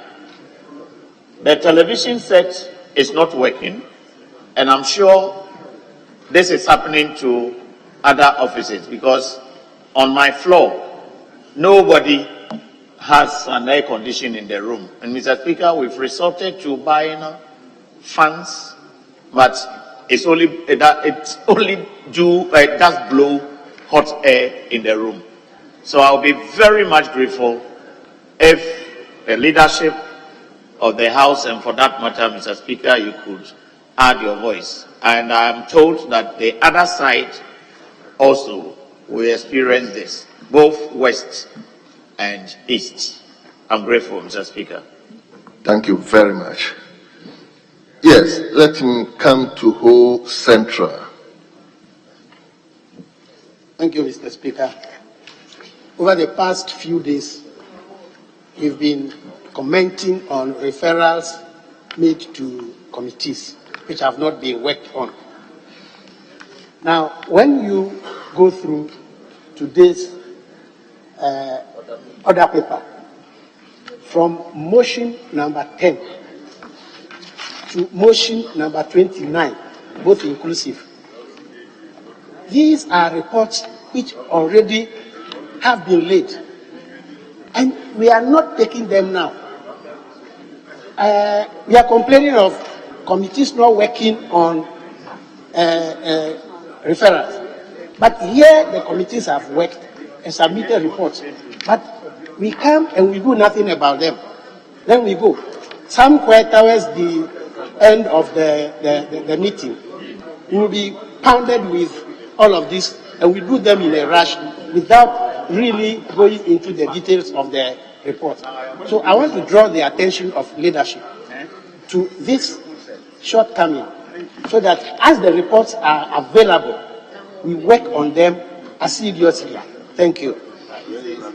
Thank you very much, Honorable Member. Let him now come to North Tongue, Honorable Kujita Brakwa.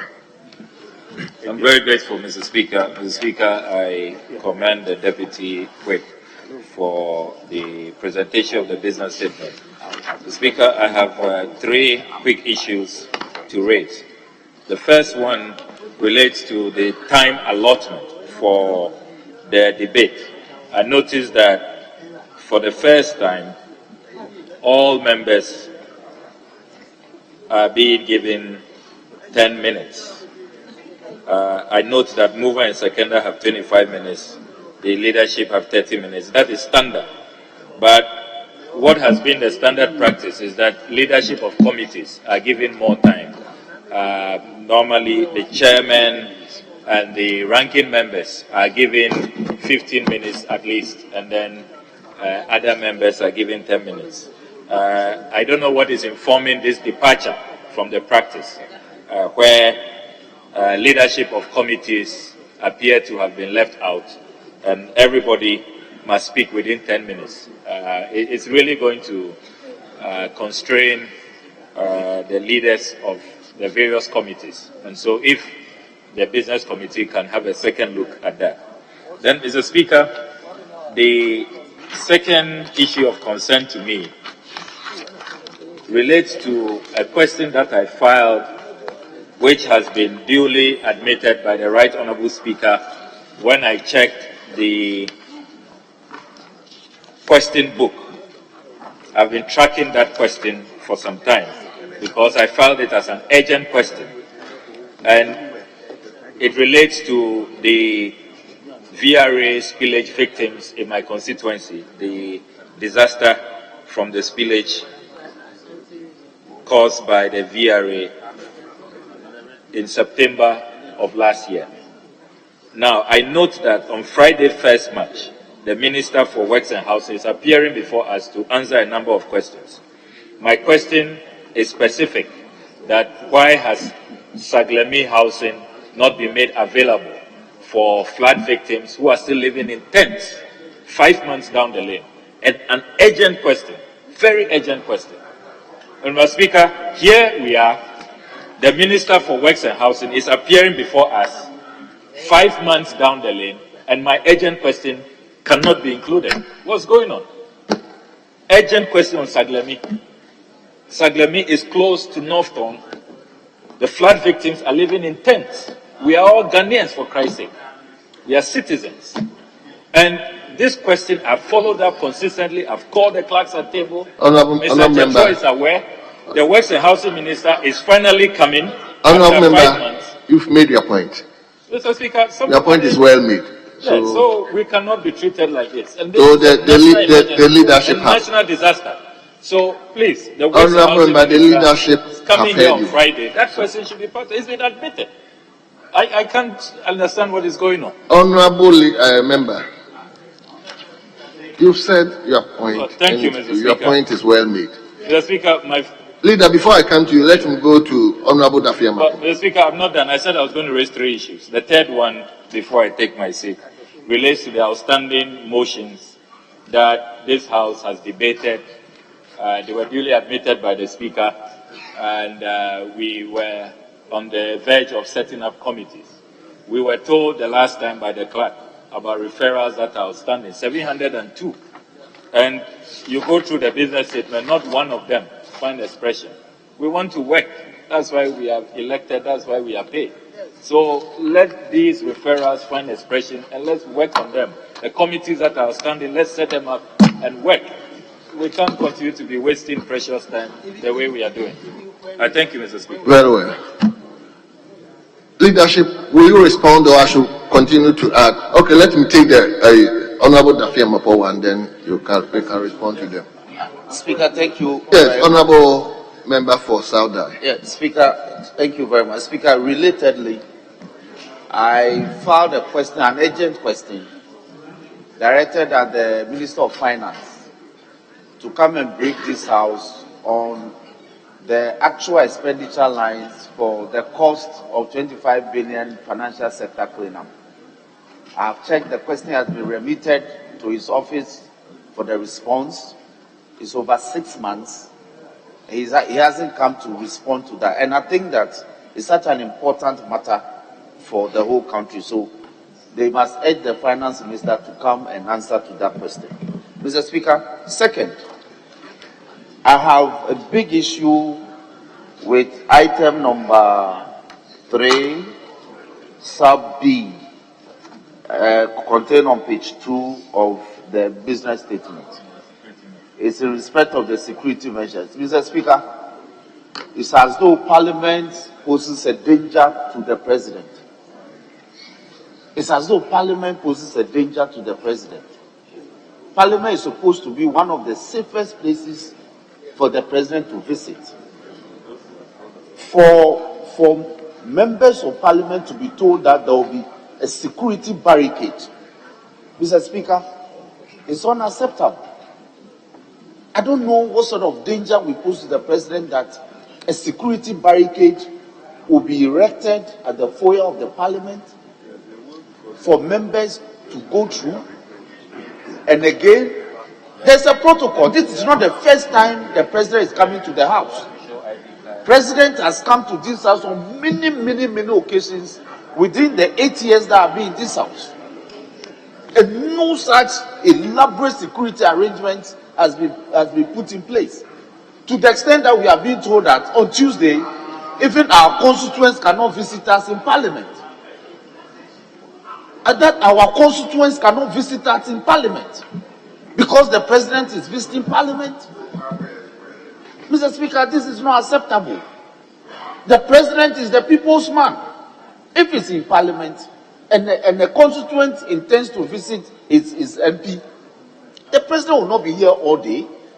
At least a visitor should be able to visit a member of Parliament.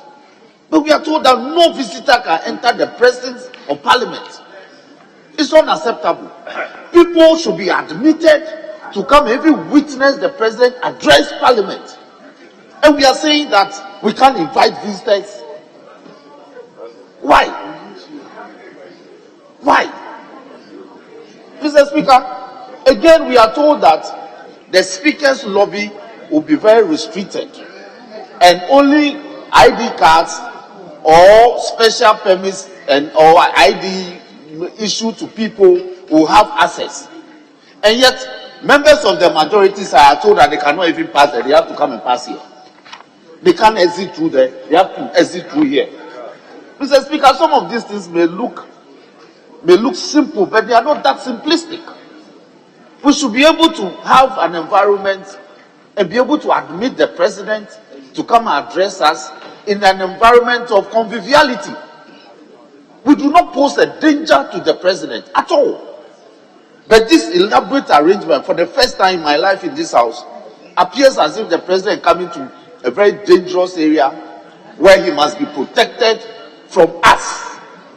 Mr. Speaker, there must be a change in this approach. I thank you for the opportunity. Well.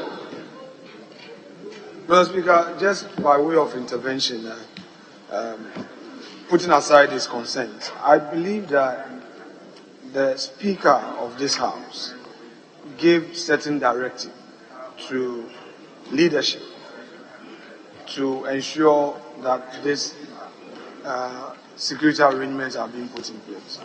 So what I'm saying is that the President of the Republic doesn't feel endangered. It's not that he fears coming to the people's representative. You may express your concerns, but I'm trying to make the point that these are directives from Mr. Speaker. And bear in mind that the business committee is made up of leadership on both sides and members.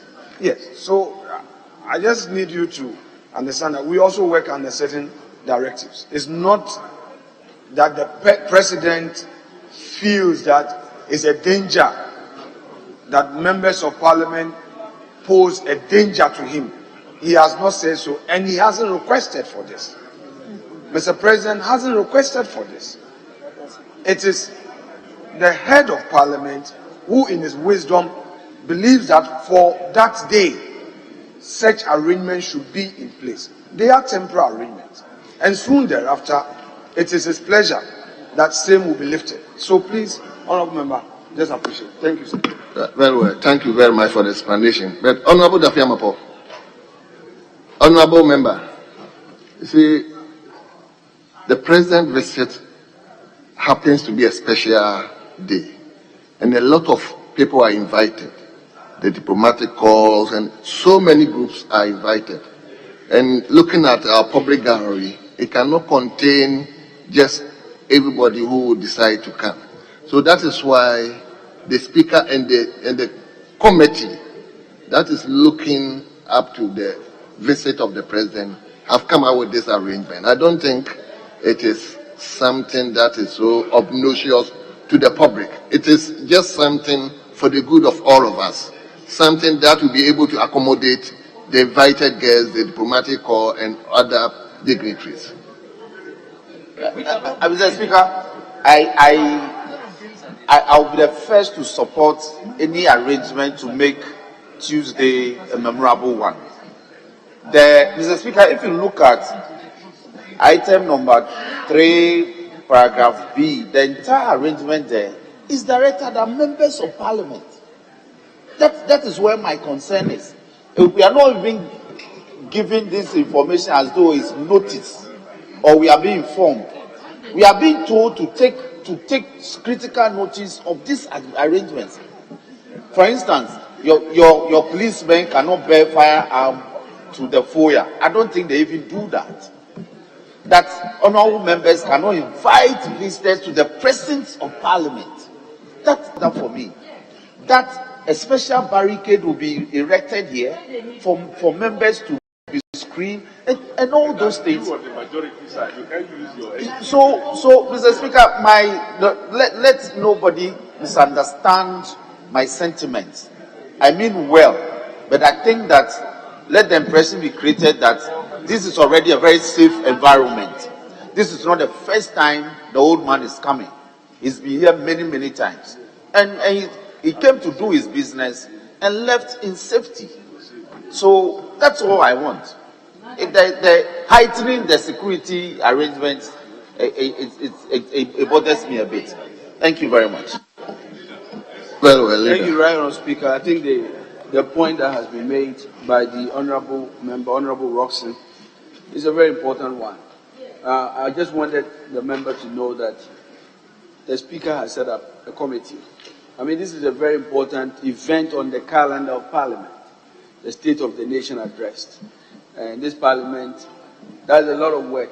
And so we will communicate the concern you've raised to the committee, which is made up of members of Parliament on both sides, to basically make sure on that day that we really draw a balance and make sure that members of Parliament are not inconvenienced. It's very, very important. I think it's important. I also want to take the opportunity to let the Honorable Abubakar know that ranking members will have 15 minutes. I think it was an omission. So I think that's something good. Honourable members, just allow me to invite the Deputy Whip to respond to some of the issues raised, then I'll come back to you. So, Honourable Habib. Thank you, Mr. Speaker. Mr. Speaker, with regards to the member who asked the question, with regards to questions being programmed, questions that were not taken last week, I think will be reprogrammed and brought to the Business Committee for us to look at it and reprogram. Mr. Speaker, with regards to the question from Honourable Anyimedu, my information is that they've already started fixing some of the air conditions, and they've started on the 6th, 7th, 8th, and 9th floor on the east wing. And if you look at our standing orders, Order 222, the House Committee is responsible for that. Order 222, 2. Mr. Speaker, it says that the committee, that's the House Committee, shall consider any matter connection with the provision of services to members of Parliament that include their offices, resident, catering, medical care, works, and other facilities. So I will urge that the committee meet as soon as possible to have a look at it. Mr. Speaker, with regards to what Honourable Podo asked, with regards to so many reports, I think it hasn't come to the Business Committee yet, and as it gets to the Business Committee, it will be programmed. Mr. Speaker, with regards to the question Honourable Ablakwa asked, that has to do with ranking members. Yes, he is right that it was not captured in the business statement, but when I was delivering the business statement, I did mention that movers and seconders of the motion, 20 minutes, ministers, chairmen, ranking members, 15 minutes, other members, 10 minutes, and winding up by leadership, 30 minutes. So that was omitted, but when I was delivering, I actually added it. And with regards to his agent question, I do understand that many members have such concern, but those agent questions haven't come to the attention of the Business Committee. And as it comes to us, we'll be able to program it. With regards to Honourable Roxanne Nelson, the Fiamabo, fortunately, I happen to chair the committee on the State of the Nation address. We have members on your side, the committee the Speaker constitutes, which have members on your side, and we all try to see how best and how beautiful it could be. Honourable Ahmed, your first Deputy Whip, is a member, and I think 2 other people are members of that committee. We met and we've been able to look at the best practice. This is the second time I'm chairing this committee. You know, we already have about 3 security barriers or checkpoints in our premises already. Maybe if it is the wording that is frightening you, know that you already, because you're trying to make it look like it's a different thing. But at the end of the day, we had briefing from all the security agencies, and every year we try to beautify the thing. You could see that last year, this side on your back was allocated for political parties, where former presidents and the rest were seated. But you could see that there will be a lot of intruders who try to come. Those, I call them, do you know who I am? They will come and try to intrude. So we try to put measures to restrict people, not necessarily members of Parliament. Members of Parliament, definitely, we have free movement. But places that are allocated, that's why we said that if you don't have a special invitation card, you need to have an invitation card to even come into the premises, and those who will be seated at the public gallery. So the measure is just restricted at people who try to invade without necessarily having an invitation card, people who will just come in and then say they want to see the speaker, they want to see this member of parliament, not knowing they are not even supposed to be there. But because it's a special occasion, they think that when they come to the within the premises of the chamber, they will be able to have access to such member of parliament, the speaker, the vice president, or the president. So this measure is not directly restricting the movement of members of parliament. That is why it is stated that we should be there. But with regards to the display of identity, we said that I was of the view that, our security know almost all the 275. But definitely we will be having state protocol and national security who might not know all of us. So it's better we display our identity card for people to be able to know us. But it is not to restrict us in any form in terms of our movement. Thank you, Mr. Speaker. Mr. Speaker, and with regards to the outstanding motions, yes, definitely what Honorable Blackwell did. The motions hasn't come to the notice of the business committee, and when we were programmed, it was not brought to us. So I'll also urge the table office to make a follow-up to that, and if it's supposed to come to the business committee, you let us have it so that we can be able to program it for the upcoming week. Very well. So, Honorable Okujetu Abrakwa, did you say that you checked from the table and your question has been admitted as agent? Yes, Mr. Speaker, and I've asked for a copy of the agenda advertised as given to us. I saw it is in there. It's in there that yes. It was admitted as agent by Mr. Speaker. Yes. Very well. Yes, Honorable Kofi Adams. Thank you very much for the opportunity. And once we talking security issues, Speaker, let's just finish up on these also. And we should just draw the attention of leadership to consider working on our fire engine. We've been here since December without a fire engine.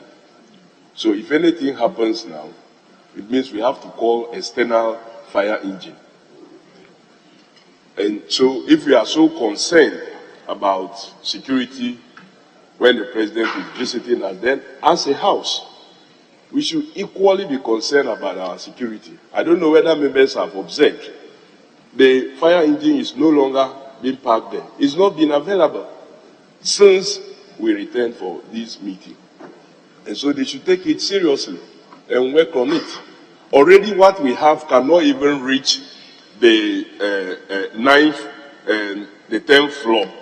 And now it is not available at all.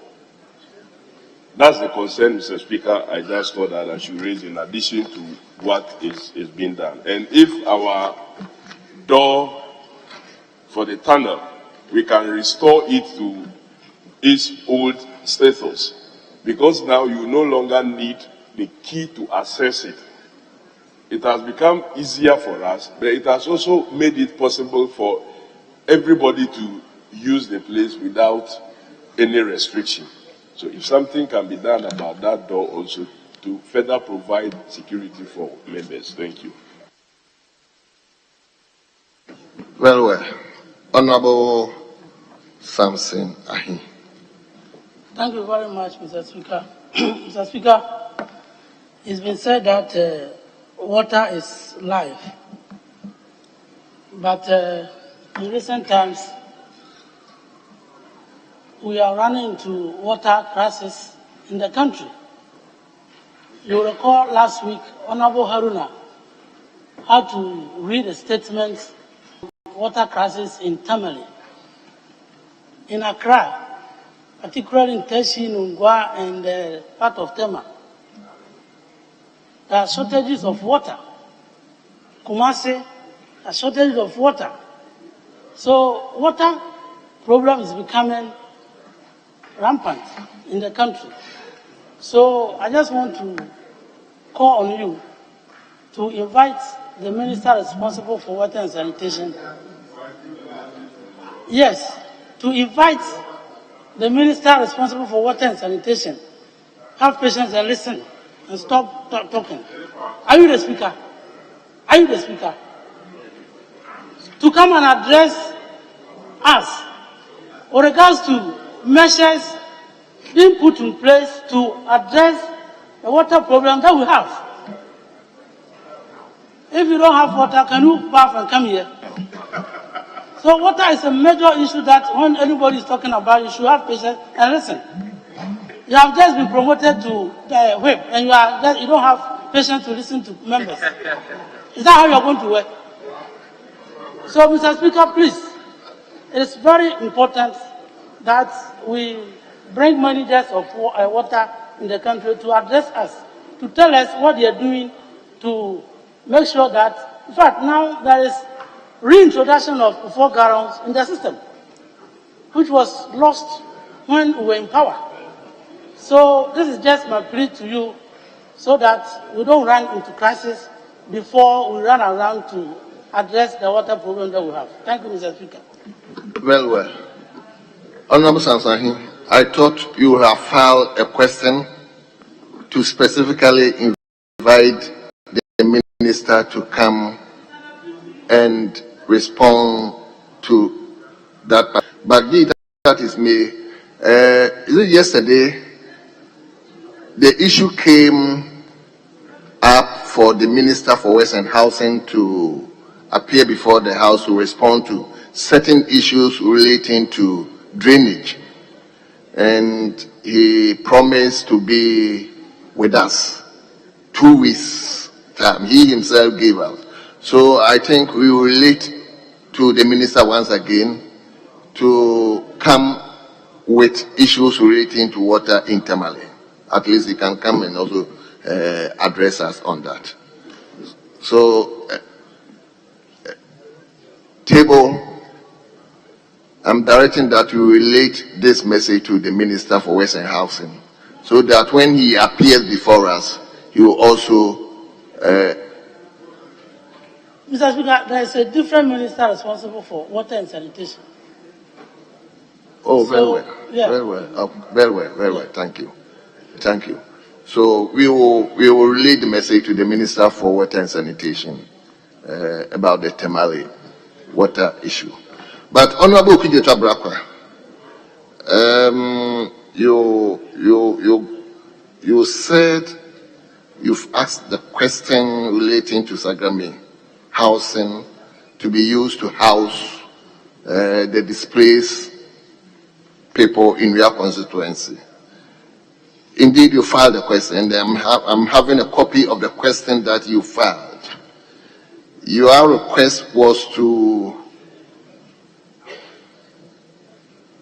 ask that the minister attend to this question as a matter of urgency. But the question was admitted as a normal question. The mere fact you requested that your question should be responded in an urgent manner is not automatic.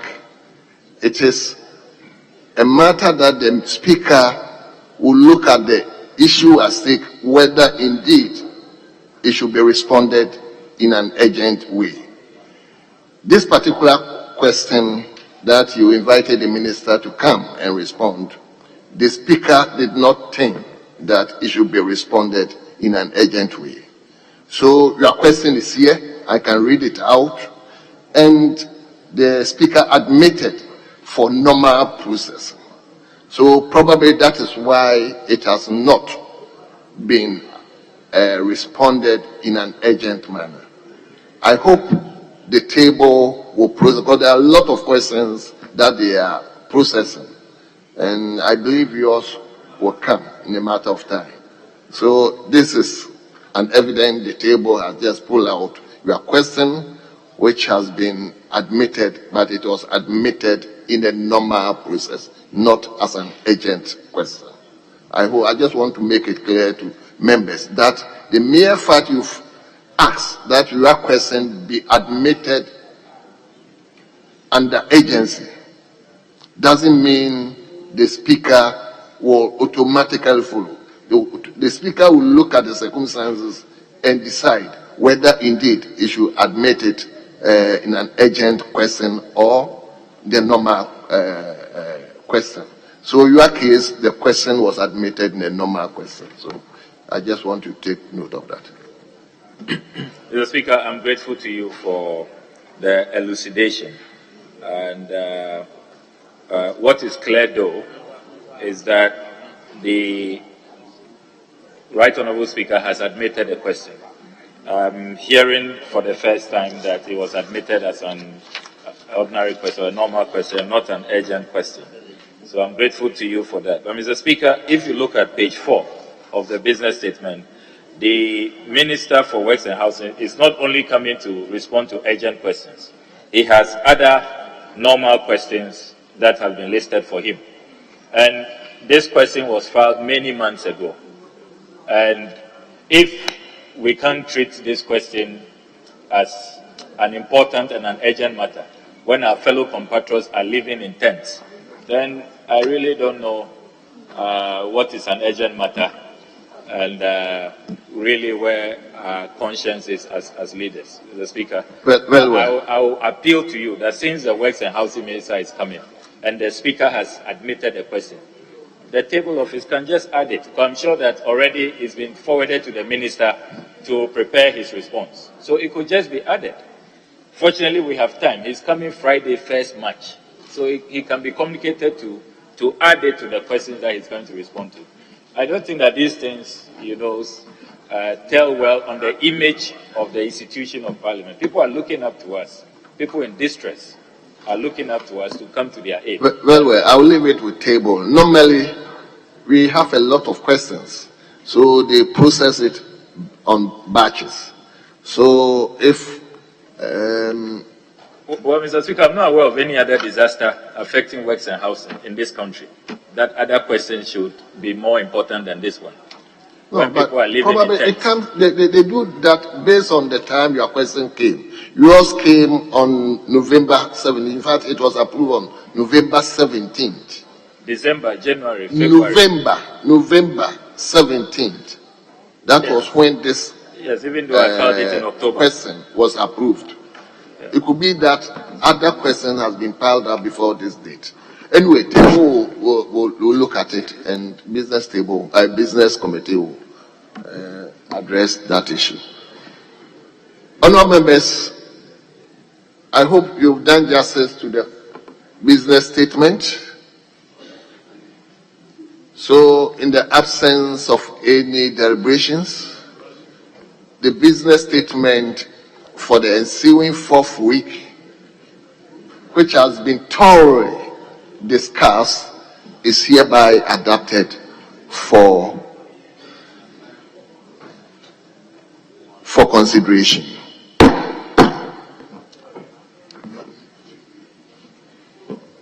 Yes, leader. Any indication? Rightly so, Mr. Speaker. Mr. Speaker, our respected colleague, the Deputy Minority Leader, has an important statement to make, and it's our pleasure. My appeal to you, when you are speaking to your members, you pray that you speak to the mic for all of us to hear you. At times, we find it difficult to hear when you are speaking, and so you plead with you that henceforth you speak to the mic so that I can hear you well.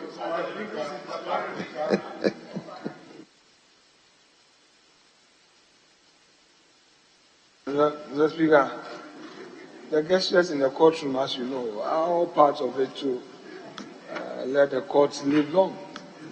Mr. Speaker, our respected colleague, the Deputy Minority Leader, Honorable Emmanuel Amakofi-Boa, has an important statement to make to this August House, and it has pleased leadership to pray that he be given the opportunity to make this all-important statement. Suffice to say that, Mr. Speaker, he must quote the relevant orders under which he mounts his statement. Thank you so much. Well, on that note, I will urge the House to look at item 8, statements, and will invite our Deputy Minority Leader, Honorable Amakofi-Boa, to make a statement. Thank you, Right Honourable Speaker, for the opportunity to make this statement on the 58th anniversary of the overthrow of Dr. Kwame Nkrumah and CPP government, which occurred on the 24th of February. Speaker, I make this statement today because tomorrow is the anniversary and it's on Saturday. That's why I make the statement, and I thank you for the opportunity. As we reflect on the events of the 24th of February 1966, a pivotal moment in our nation's chronicle of history, it is important to acknowledge the significant achievements of Dr. Nkrumah during his tenure as president, and to comment on the detrimental impact that his overthrow had on the growth and development of our country, Ghana. Dr. Kwame Nkrumah was not just an iconic leader, he was a symbol of hope and progress for the people of Ghana and Africa. Kwame Nkrumah's influence transcended the shores of Ghana and had a great impact on the continent. On a day like this, we remember his staunch advocacy for Pan-Africanism, his relentless pursuit of Pan-Africanism. And Pan-African unity is what culminated in the formation of the Organization of African Unity, which is today AU.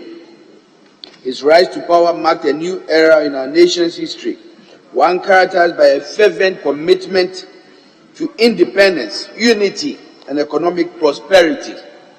As the first president of Ghana, Dr. Nkrumah embarked on an ambitious agenda to transform our country into a modern industrial nation. His vision was bold, his determination unyielding, and his impact indelible. One of Dr. Nkrumah's most enduring legacies was the construction of the Akosombo Dam. This monumental project, completed in 1965, provided Ghana with a reliable source of hydroelectric power and laid the foundation for industrial development.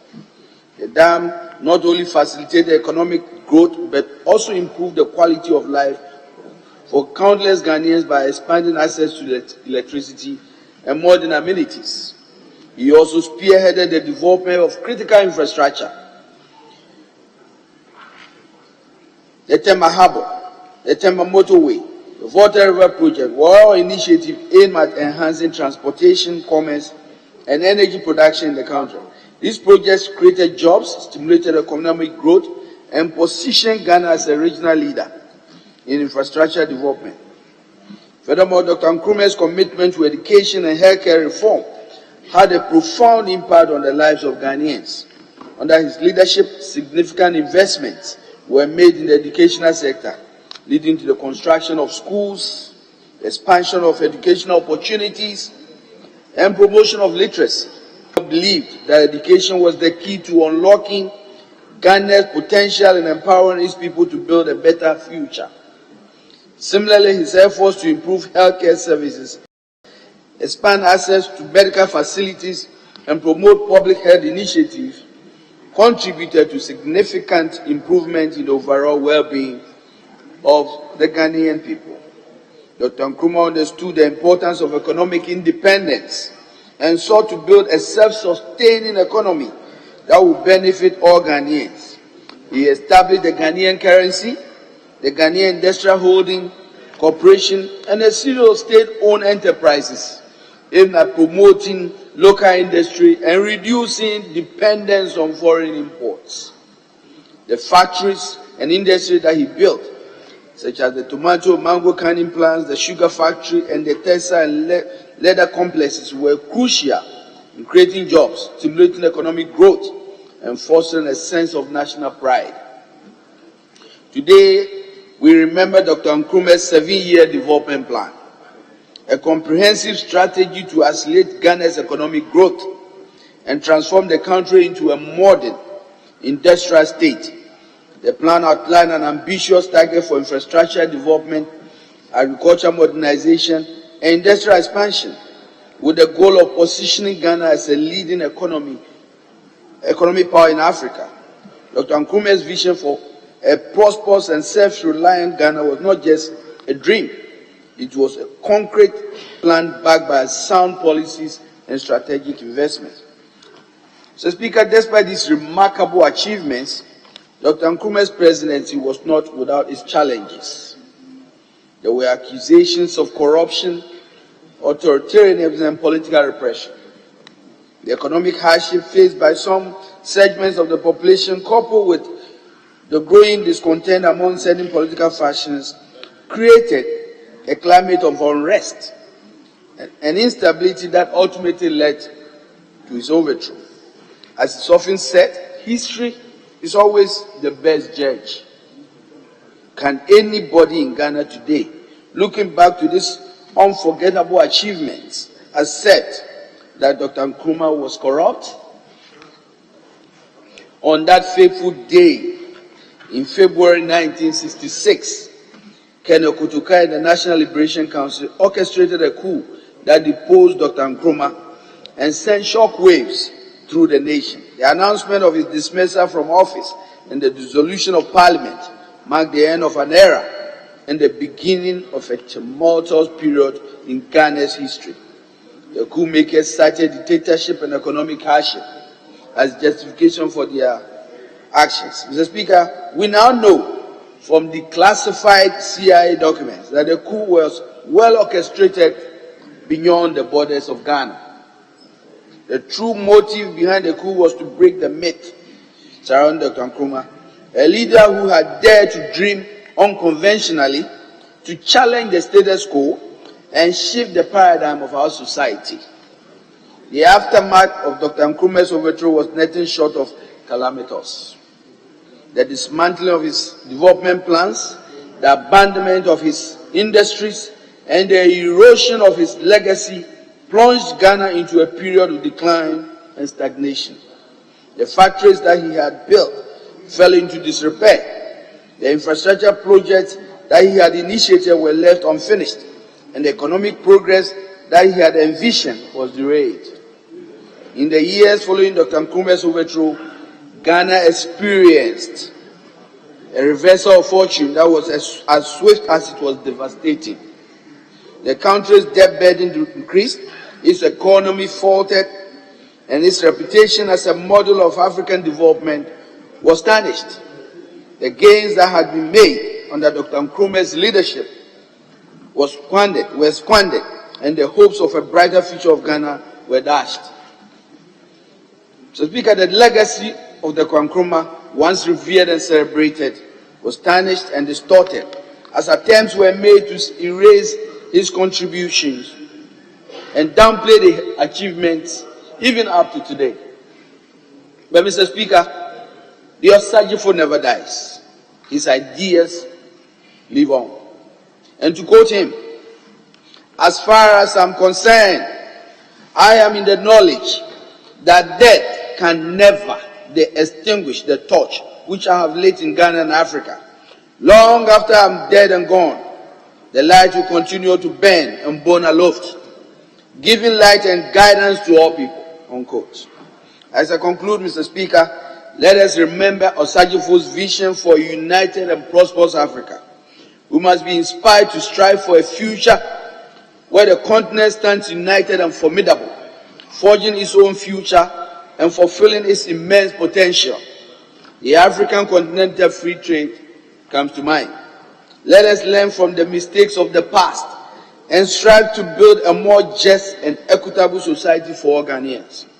Let us remember his achievements, his sacrifices, his unwavering commitment to the people of Ghana.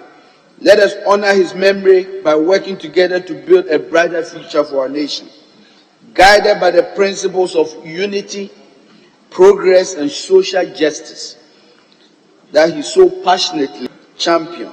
Long live Osagyefo Dr. Kwame Nkrumah. Long live Ghana. Thank you, Mr. Speaker.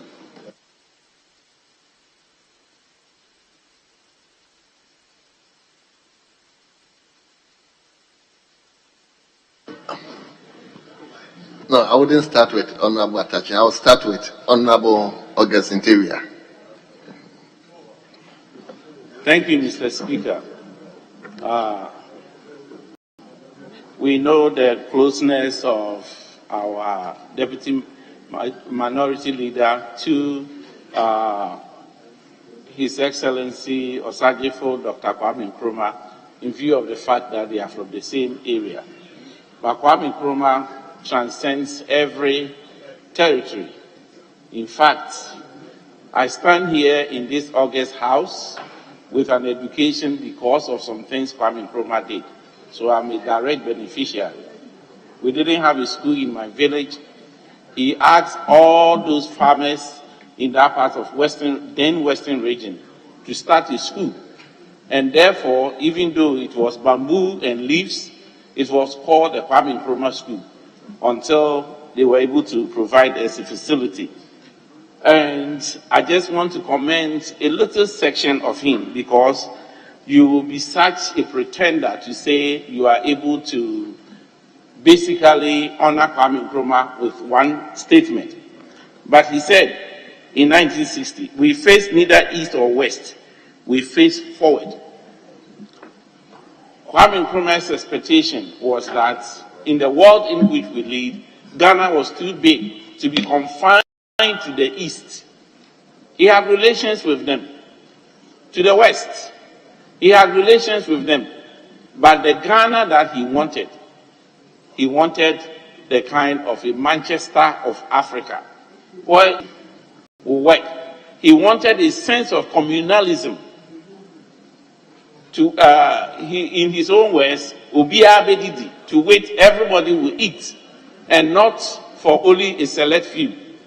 So when you look at his life and his contribution to this country, and you hear things like his anger over leaders who were living in luxury, buying golden beds in the UK and other things, he was furious about such things. He was furious about such things. So it is a great joy that we have an example of a leader of that kind. We have someone who took the interest of this country, and now is all over splash on social media. How upon his passing, a committee was constituted to look into his assets, because the general belief was that he had stolen millions and hidden them. They found his account only with the Ghana Commercial Bank. And there, all the monies that went to the account were government transactions. To the extent that he had no other money than what was in the account as provided by his official position. So, Mr. Speaker, I just want to say that we have such a great example of integrity, of honesty, dedication to the country. And that as we come in the next few weeks to celebrate our independence, indeed, our independence is meaningless unless it leads to the total liberation of our nation state Ghana, of the whole African continent. As people are leaving the AU, some are joining. As people are leaving the ECOWAS, and some are joining. His comments on imperialism, neocolonialism, and how we can turn this continent to a refreshing community of all of us together in his fighting for a common cause. Mr. Speaker, Kwame Nkrumah was such an illustrious son of our land. And all of us, we must be proud that he is the African of the century. I thank you, Mr. Speaker, as I attach myself with these few words to this kind comments by our leader. Thank you, Mr. Speaker. Senior, let me go to Honorable Atachi. Yes, leader, Honorable. Yes, I'm grateful to you, Right Honorable Speaker, for the opportunity to contribute to a very important statement relating to our first leader. There's no denying the fact that he was a great man of consequence. In fact, his worst enemy will not say Dr. Kwame Nkrumah was not impactful and he was a man of the moment. Honorable Speaker, my measurement of a man is always in terms of the time of the man and his resources. There is a very interesting Latin phrase, and I want to quote it because I went to a school where Latin was taught. I decided to call it, Cui multum dat est, multum expectator. To whom much is given, much is also expected. If you pay regard to the longevity of the time of this great man, he had more time than any other president. The records are clear that he was the Prime Minister of the Gold Coast from 1952 to 1957. 3 good years. And he had the benefit of becoming the uncontested President of Ghana from 1957 to 1966. 9 good years. So in terms of time, President Nkrumah had the benefit of 12 good years of being the leader of this country. So he had time.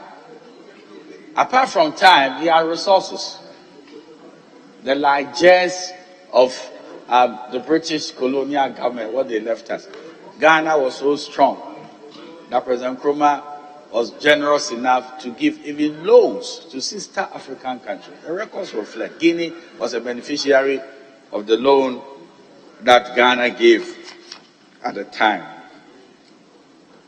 I have to say that the great leader of Africa he was strong on idealism rather than realism. Because if you pay regard to his fetish topic, which is the African coming together in unity to fight imperialism and new colonialism, 58 years down the line, we've not realized this, idealism that he had. We have not measured the cost of African unity to that infant state called Ghana. I must concede that it was infrastructure driven, but that is to be expected. If you have an infant nation in which you are now beginning to come out of a colonial power, it is very critical for the development of your country.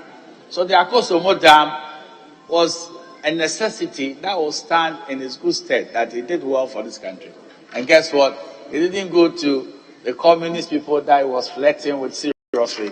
It went to the United States, a company in the United States, they came to do the Akosombo and the Valco accompaniment. That is good for us. And that single infrastructure has outlived him. We should thank God for that project, we put together for this country. Honorable Speaker, what can you say about the Tema Harbour, the Tema Motorway, and the Volta River project? Good projects. I commend him for doing that, spending the money of this country wisely. Industrialization was his, heartbeat, and there's evidence to show that. The other side of this great leader is what Deputy Minority Leader has been gracious enough and balanced in his presentation in talking about the fact that the great leader also had authoritarian propensities and also became the accused of political repression. That is a fact. It was not a suspicion. If you pay regard to the Preventive Detention Act, that was the first time in the history of this country that the president, without reference to anybody, can detain a man. The hero of my background, Dr. J. Budanka, was a victim of the Preventive Detention Act. A lawyer of consequence, was never tried, was put in prison. He went there twice. The last time he didn't come back. And that was one of the bad sides of the rule of our great leader. Now, the foreign intervention in overthrowing the great leader. My brother is talking about classified CIA records showing that it was foreign engineered. I'm tempted to believe that no matter the strength of the foreign power, the local conditions were not too good. Now people were afraid that you could be arrested and put in prison. So some of the repressive tendencies also helped the foreign powers to overthrow this great leader's government. Finally, my good brother says, but Mr. Speaker, Osajifo never dies. His ideals live on, and he quoted a very powerful statement from him. What is a bother to me is that the ideals of this great hero of ours, I thought you have a party to espouse those ideas and actualize them. Today, when we talk about the CPP that he left behind, with the greatest respect, I don't want to be mean. Today is Friday and some people are in the mosque. It's in tatters. As a matter of fact, the NDC has hijacked part of the yes, a fact. Yes, of CPP. I pray to God that one day, the spirit of you did, and the rest of them. I don't want. This is a very commemorative statement. Later, that you were very powerful and you hijacked. That is a fact, and you know. One day the ideals of Osajifo Roma was bounced back, and then CPP will be a force again, and then NDC will be dismembered because all those who join NDC will come back to CPP, and that is my prayer. And if you say Nkrumah never dies, then one day you see that. In the final analysis, I commend my brother as always for remembering a hero of our time. No matter how you say it, Nkrumah was a force to reckon with, and may his soul rest in peace. I'm grateful for this opportunity, Honorable Speaker. Yes, let me come to former Majority Leader. Indeed. He's welcome. Thank you, Mr. Speaker. Speaker, thank you for giving me the opportunity to contribute to this very important statement. I commend the Honorable MP, Honorable Kofi for making this statement on the occasion of the overthrow and death of Kwame Nkrumah. Mr. Speaker, I want to say further that if the memories of Ghanaians are short, or those who were not born at the time, we can remember Kwame Nkrumah very much when he said that Nkrumah never dies. There was this slogan, Nkrumah never dies, and we used to respond, Nkrumah is our leader. And they said Nkrumah never dies, we say Nkrumah is our Messiah. And these two epithets stand, Nkrumah never dies, and Nkrumah is our Messiah. If you look at what is happening in Ghana today and compare it to the time of Dr. Kwame Nkrumah, you really appreciate the slogan that Nkrumah never dies and Nkrumah is our Messiah. Mr. Speaker, Nkrumah can be well remembered if you look at the background of the political history of Ghana, right from the struggle for independence to today. In the 1940s and 50s, before Ghana gained independence, the NLM, National Liberation Movement, Northern People's Party, etc., were resisting the fact that Ghana can be a united country, a unitary country. In fact, the NLM said that Ghana should be a federal country. At that time, we had a population of just about 5 million people. Before and at the time of independence, the population of Ghana was just about 5 million people. Yet a political party was insisting that we should have a federal state. And the argument was that the resources of each region must remain in that region and should not go to any other region.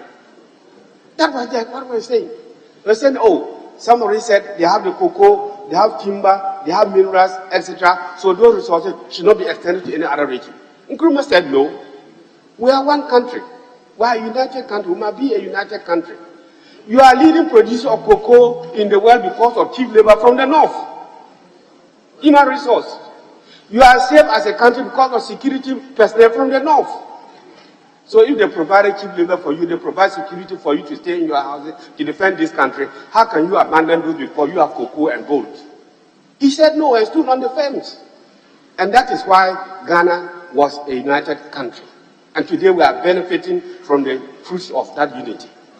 Even when countries want to become united, United States of America, formerly USSR, and Nkrumah will talk about United States of Africa, my dear friend here talk about that it lacked realism. How could it lack realism in 1960? Talk about United Africa when you have United States of America and we have USSR, Union of Soviet Socialist Republic, etc. That is not true. So in the 1960s, Nkrumah kept faith with what he promised Ghanaians. He said that I will unite the country, I will bring balanced development to the country. Like my honorable colleague said here, I stand here on the benefit of Kwame Nkrumah. After independence in 1957, he built my village school that same year. Teshi, the same spelling like Accra Teshi, but in the Boko West district, Zebila. And I went to school in 1958. And at that time, even primary schools were fed free. There was free education by Kwame Nkrumah from primary school to the university for some of us. Free primary school. Every lunch, we had free meal. Your duty was just to go to the school. And when you pass common entrance, your duty was to write a pass common entrance and go to school. He built the Bronx Secondary School. He built Boko Secondary School. He built Ghana School, where former President John Mahama Nkrumah went. I went to the Naba School. That is a product of Nkrumah. Many of us are here. About half of us are here on the beneficiaries of Nkrumah.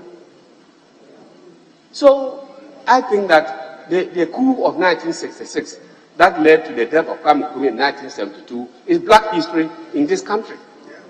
Very, very serious black history in this country. To the extent that he had to build Pusga training college in the 60s to be able to assure people that the time that Germans were controlling Garut, Mpane, Pusga, and the rest of them, Nkrumah wanted it to be aligned to Ghana. And therefore, that is what he did. This is somebody who had foresight. This is somebody who had foresight that we are undermining today. So I think that we have to do something more and better to remember the name of Kwame Nkrumah. When he said that he doesn't die, he would not die. It is not that physically he won't disappear, but that his name, his deeds, his words, his thoughts, his ideas, his philosophy would not die. And that is what is happening today. We have all benefited. Look at this August parliament that we are in. When Nkrumah was going to host the OAU, he built this August place. He built Job 600. He built this chamber. He built the speaker's block. He built where we what we call it? Yes, banquet hall. So from your office, you come here and debate. You go to meet the speaker. There's a function. You go to banquet hall.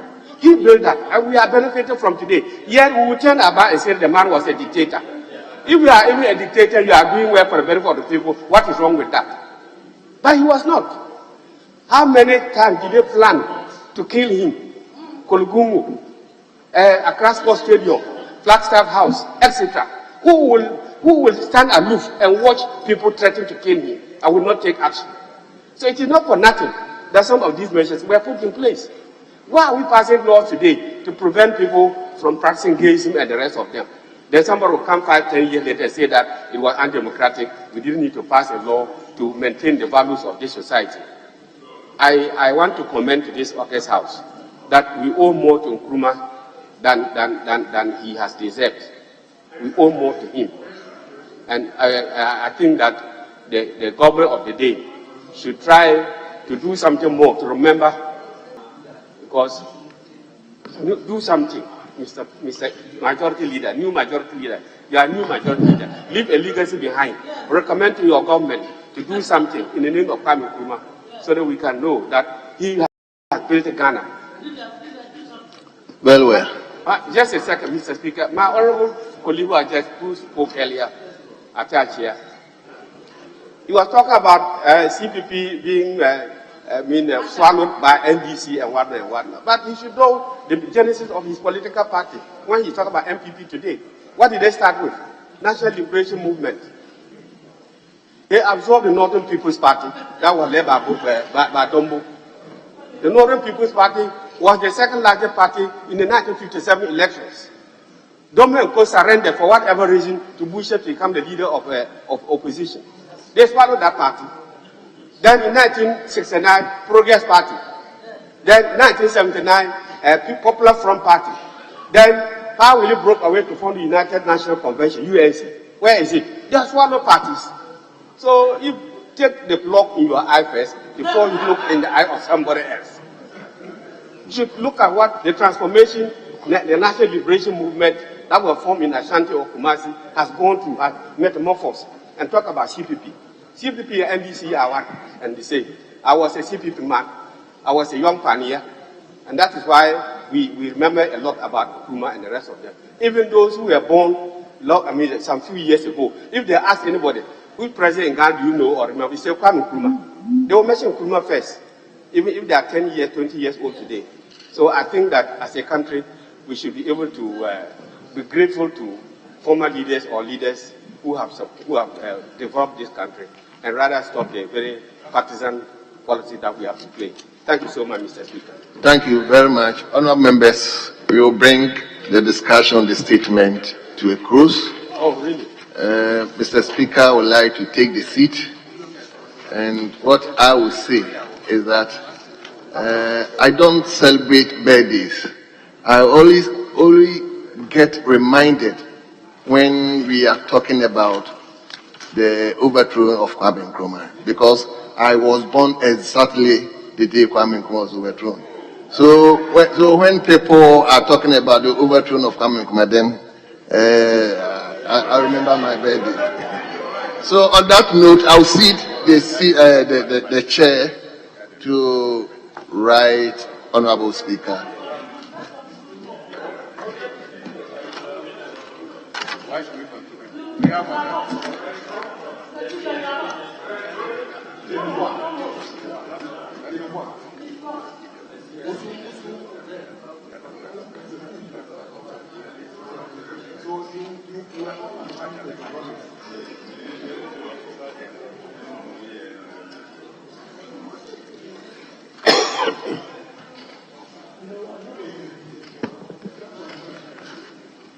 Honourable members,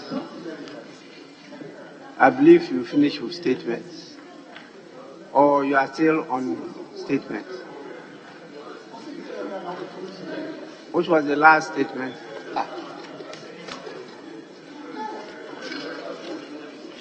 Yes. Mr. Speaker, the statement I made was very important. It had a lot of interest. Anyways. Yeah, no, I'm just telling you. He needs to know the sentiment of the House. But unfortunately, it had to be curtailed. And so we wanted to let you know the sentiment of the House before you came in. Let's do no, so we can go ahead. But I wanted you to know that maybe next week we can have an opportunity to have.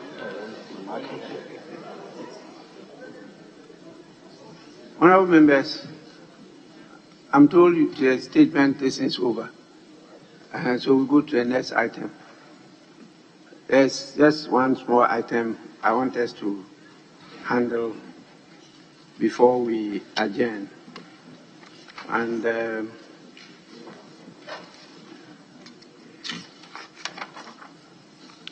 it's item 45. Item 45. We promised to do that today. So I was just reminded, since I was handling it, to come the second consideration stage of the Human Sexual Rights and Family Values Bill 2021.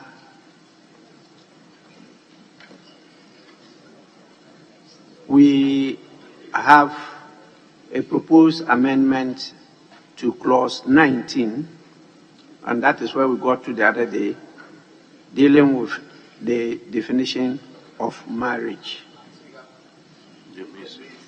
Oh, sorry.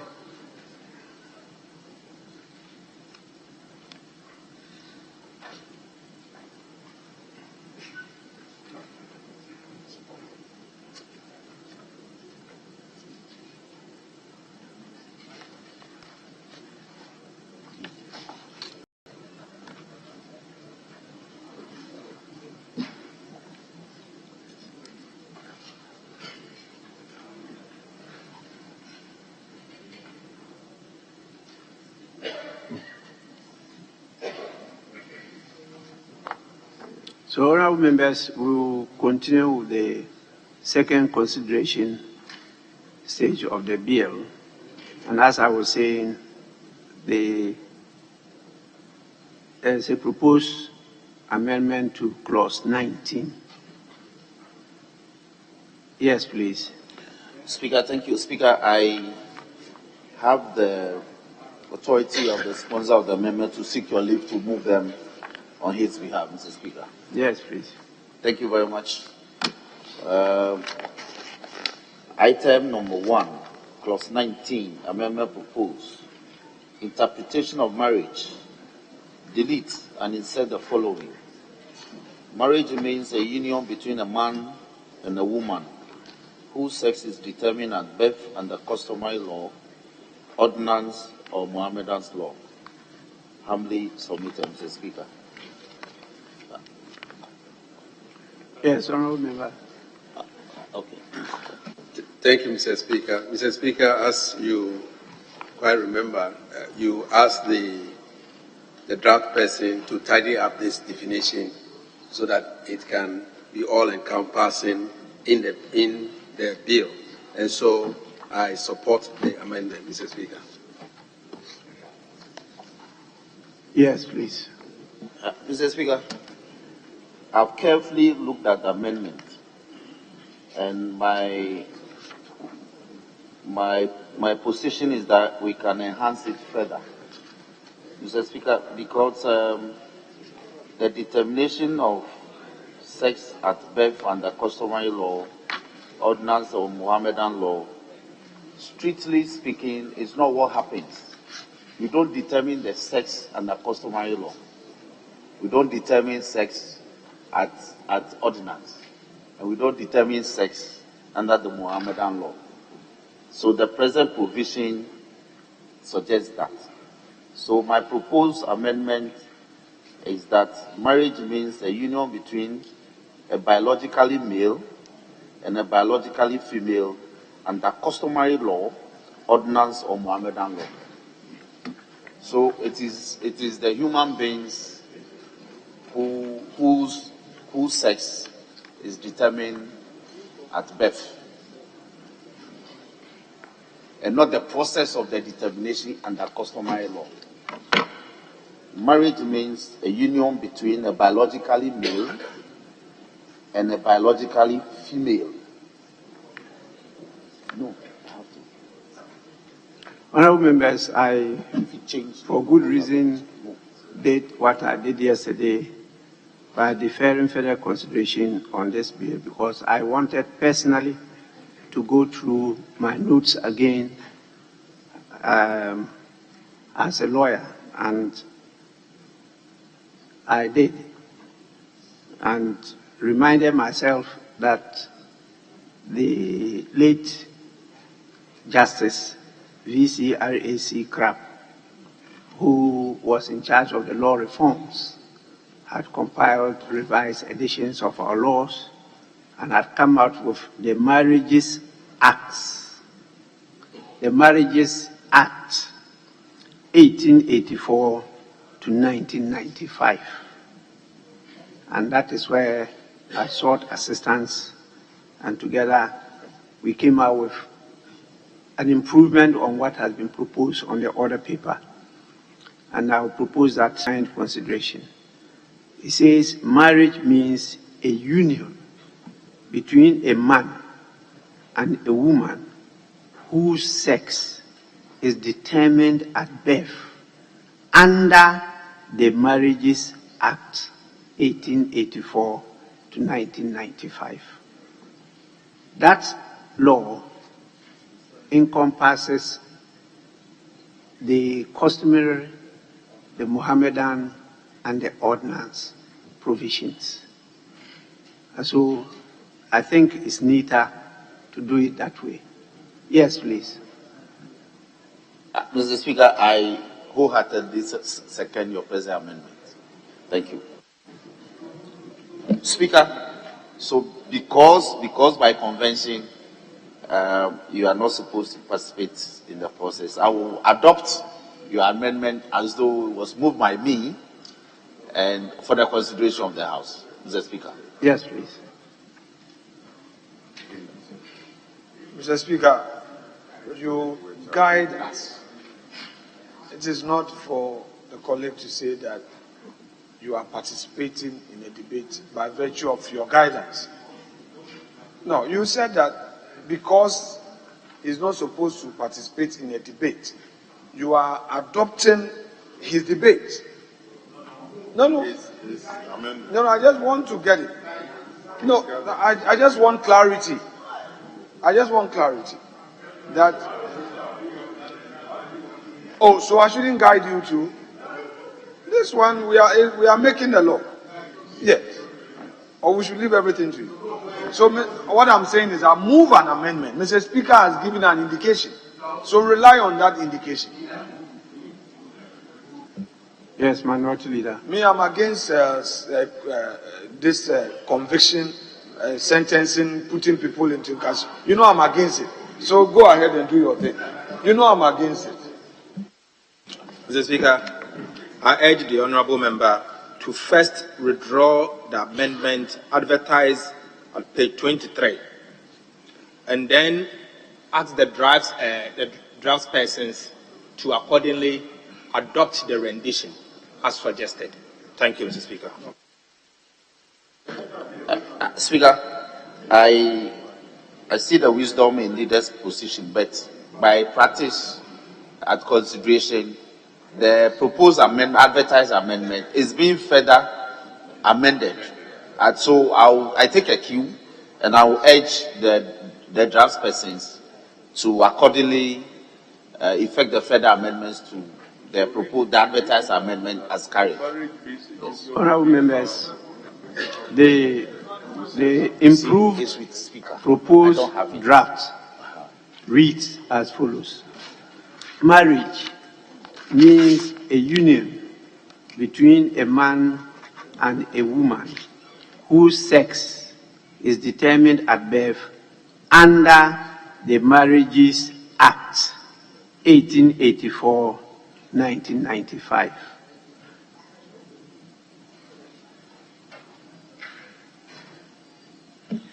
Speaker, thank you.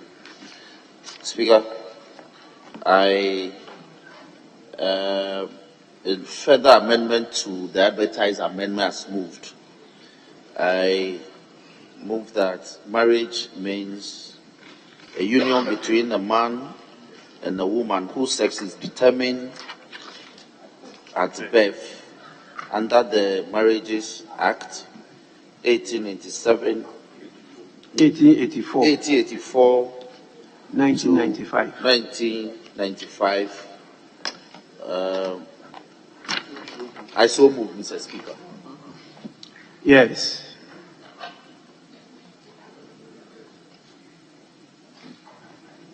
You are supporting it.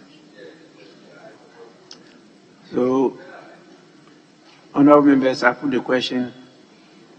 Those in favor of the new rendition as read by me to the proposed amendment numbered Roman 1 at page 23 of the order paper, say aye.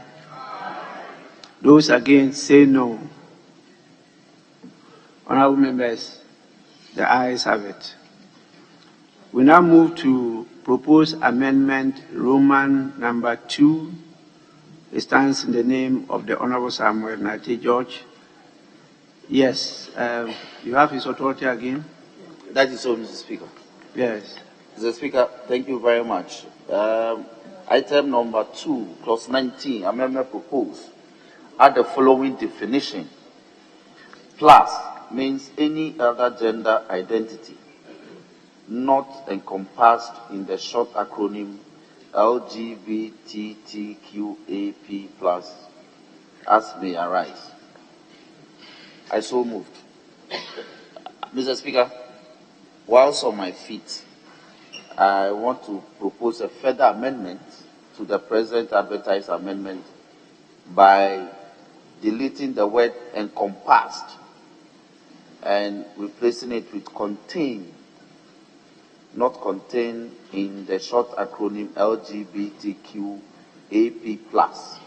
and also delete as may arise. So the present rendition will mean plus means any other gender identity not contained in the short acronym LGBTQAP+.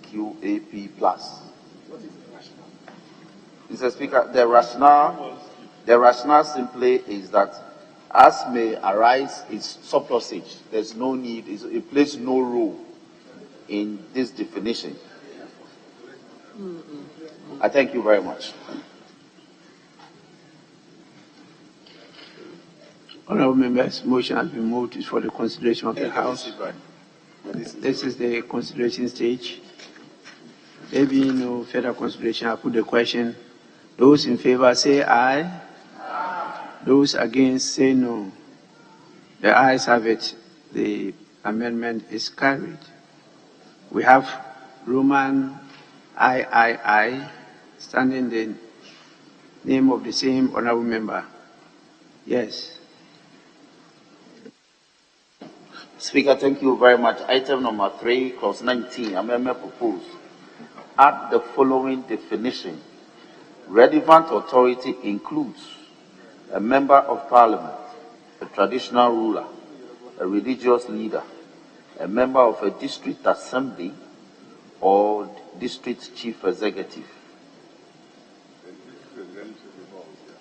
Honorable members, the motion has been moved. It's for the consideration of the House.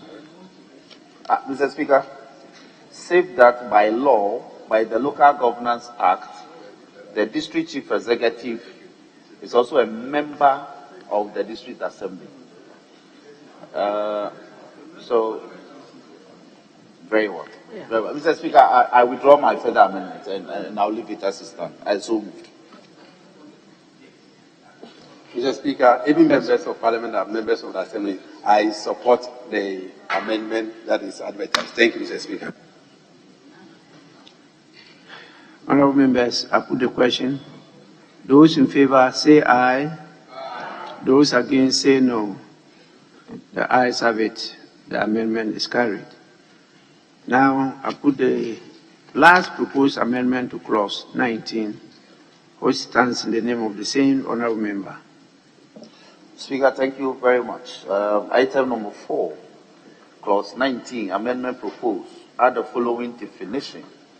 Traditional ruler means a chief, a queen, queen mother, or a headman. Mr. Speaker, I so move. Motion moved for the consideration of the House. Mr. Speaker, I support the amendment. I put the question. Those in favor of the proposed amendment say aye. Those against say no. The ayes have it. The amendment is carried.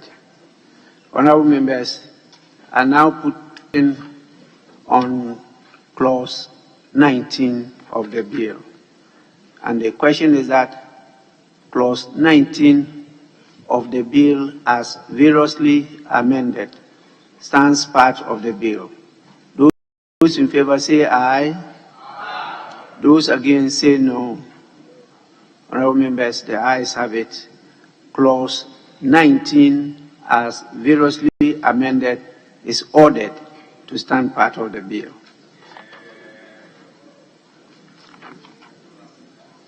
Honorable members, we have come to the end of the second consideration stage of the Human Sexual Rights and Family Values Bill 2021.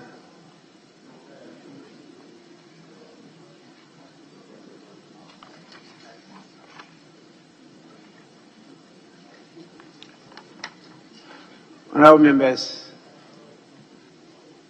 I will still have to look for the guidance of leadership. Yes, please. Mr. Speaker, I'm of the view that since we have completed the second consideration of the bill, I suggest we take the third reading so that we can complete it today, since it's only one item and it won't be more than 5 seconds to have it complete. You put a question and then we can do the third reading for you to put a question. Then subsequently we can call for adjournment. Thank you, Mr. Speaker. Yes, Majority Leader. Mr. Speaker, if the rule will allow him to do as it's been advertised, and it is his pleasure, I don't know. If the rule allows him to do it immediately, oh, no, we won't stand in your way. Mr. Speaker, he is relying on this, so he can proceed with what he wants to do.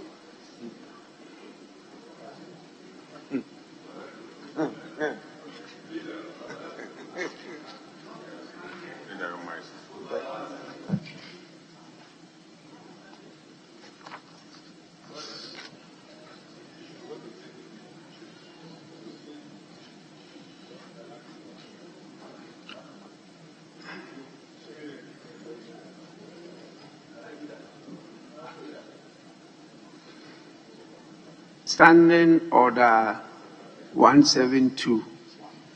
Because of our rules, I always have to seek guidance from the rules. We are bound by them now. Third reading of bills. Standing Order 1721. Where a bill has passed through the consideration stage, the third reading shall not be taken until at least one sitting day has elapsed.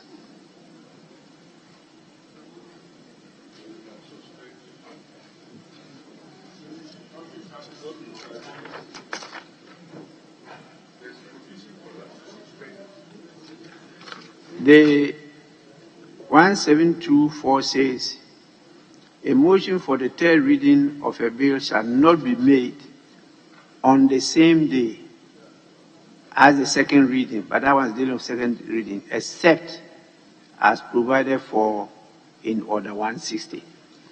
And you know, Order 160 deals with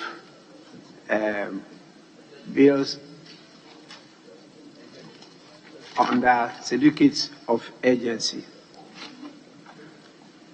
So that is what we have now.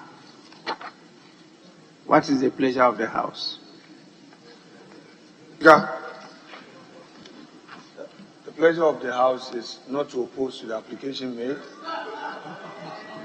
since they insist on the application. But, Mr. Speaker, if only they are ready to yield to your, then something else will be suggested, and on that occasion, I will move that we adjourn the House.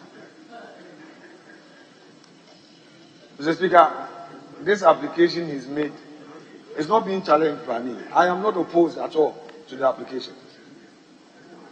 Yes. So yes, proceed with your application. But unless you want to take we proceed to take the third reading, then you will have to move a motion to suspend the effect of Article Clause Order 172, and then from there we can get a week left to go to third reading. Yes, please. Mr. Speaker, as has always been the practice of this House, we have often move to suspend the rules when the need arises. Mr. Speaker, that will obviously mean that a motion must first be moved for the suspension of the rules. But as I've looked at the the other paper for the day, there's no advertised motion here for that to happen. In view of that, Mr. Speaker, I move that this House suspend, adjourn today, and maybe on Tuesday we'll take that motion for the third reading. Thank you, Mr. Speaker. Is that the position of the House? Yes. Then he should come properly. He should withdraw his application and say that he has taken a cue from Mr. Speaker. If he says that there is no advertising, at the time he made his application, didn't he know? So if Mr. Speaker's wisdom has guided all of us, as is the case on this occasion, Mr. Speaker, he should graciously withdraw his application.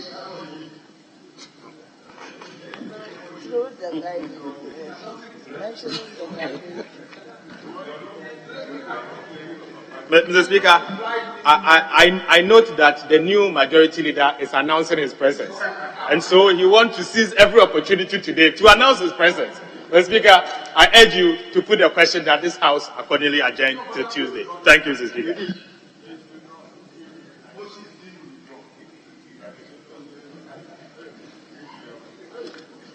Honourable members,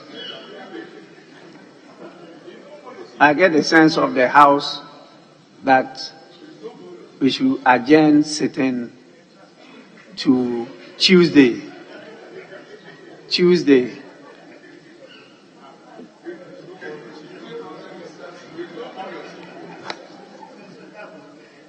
So I proceed to adjourn sitting. And sitting is hereby adjourned till Tuesday. What is the date on Tuesday? To the 7th, when we have the State of the Nation's address. It means that we'll convene at 9 in the forenoon. The Business Committee's report talks about us convening at 9. Am I right? Yes. Mr. Speaker, as a matter of fact, as a whip, I encourage my colleagues from the other side that the sentiment in the House with colleagues was that we should have had a committee of the whole to address certain issues before the President comes to the House. Mr. Speaker, I can tell you, the majority side made no such effort. So it is difficult to tell how the President will be received here as expected. Mr. Speaker, I'm very serious about this. The new leader should take a cue that there's a crisis on his hands. This House is prepared. The House must be prepared to receive the President. There was no such preparation, Mr. Speaker. We don't know how he's going to. We don't even know how he's entering, whether from the back or the front. Well, we don't know how the President is entering the House. So, Mr. Speaker, the leader must take a cue.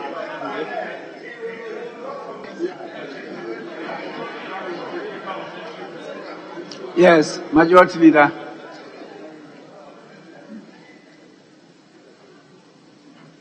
Mr. Speaker, this is a baptism of fire. I have just arrived, but I can assure my respected colleague, Kwame Agoja, that the preparation he seeks will be done. I would lead my side to his side to ensure that the necessary preparations are done to receive the President well. He should have no doubt on his mind of my assurances. Honorable Minority Leader, please. Yes, I've gotten his point. He says that, yes, he says that there must be committee of the whole. And I'm saying that this committee of the whole, this application made shall be granted. This is not for Mr. Speaker. It is us to communicate. So be assured that all that has to be done to enable the House receive the President well shall be put in place so that we receive the President well. And it will be done before he comes. If we don't do it, how can we receive him well? Mr. Speaker, the import of their communication has been well received and understood. Thank you, sir. Honorable members, I won't understand your language, but it's left to you. But when the president arrives in this presence, that is in the presence of Parliament, it is my bounden duty to guarantee his safety and security and to host him. And that I will not shirk from that duty and responsibility. I will do that.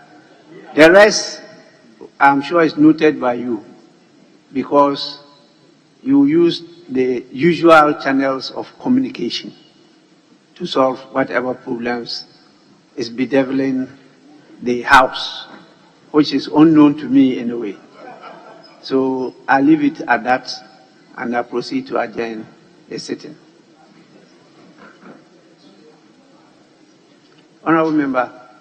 Mr. Speaker, very, very important matter. Mr. Speaker, you raised the issue whether or not the business statement indicated the time of sitting. On Tuesday, it did not. So we are entirely in your hands regarding time of sitting on Tuesday. Actually, I heard the deputy whip mention 9 in the phone. That is why I refer to 9. That is Honorable Habib Idrisu. In presenting the business committee report, actually stated 9 in the phone. And so the House is accordingly adjourned to Tuesday, where we shall reconvene at 9 in the forenoon. The House is adjourned.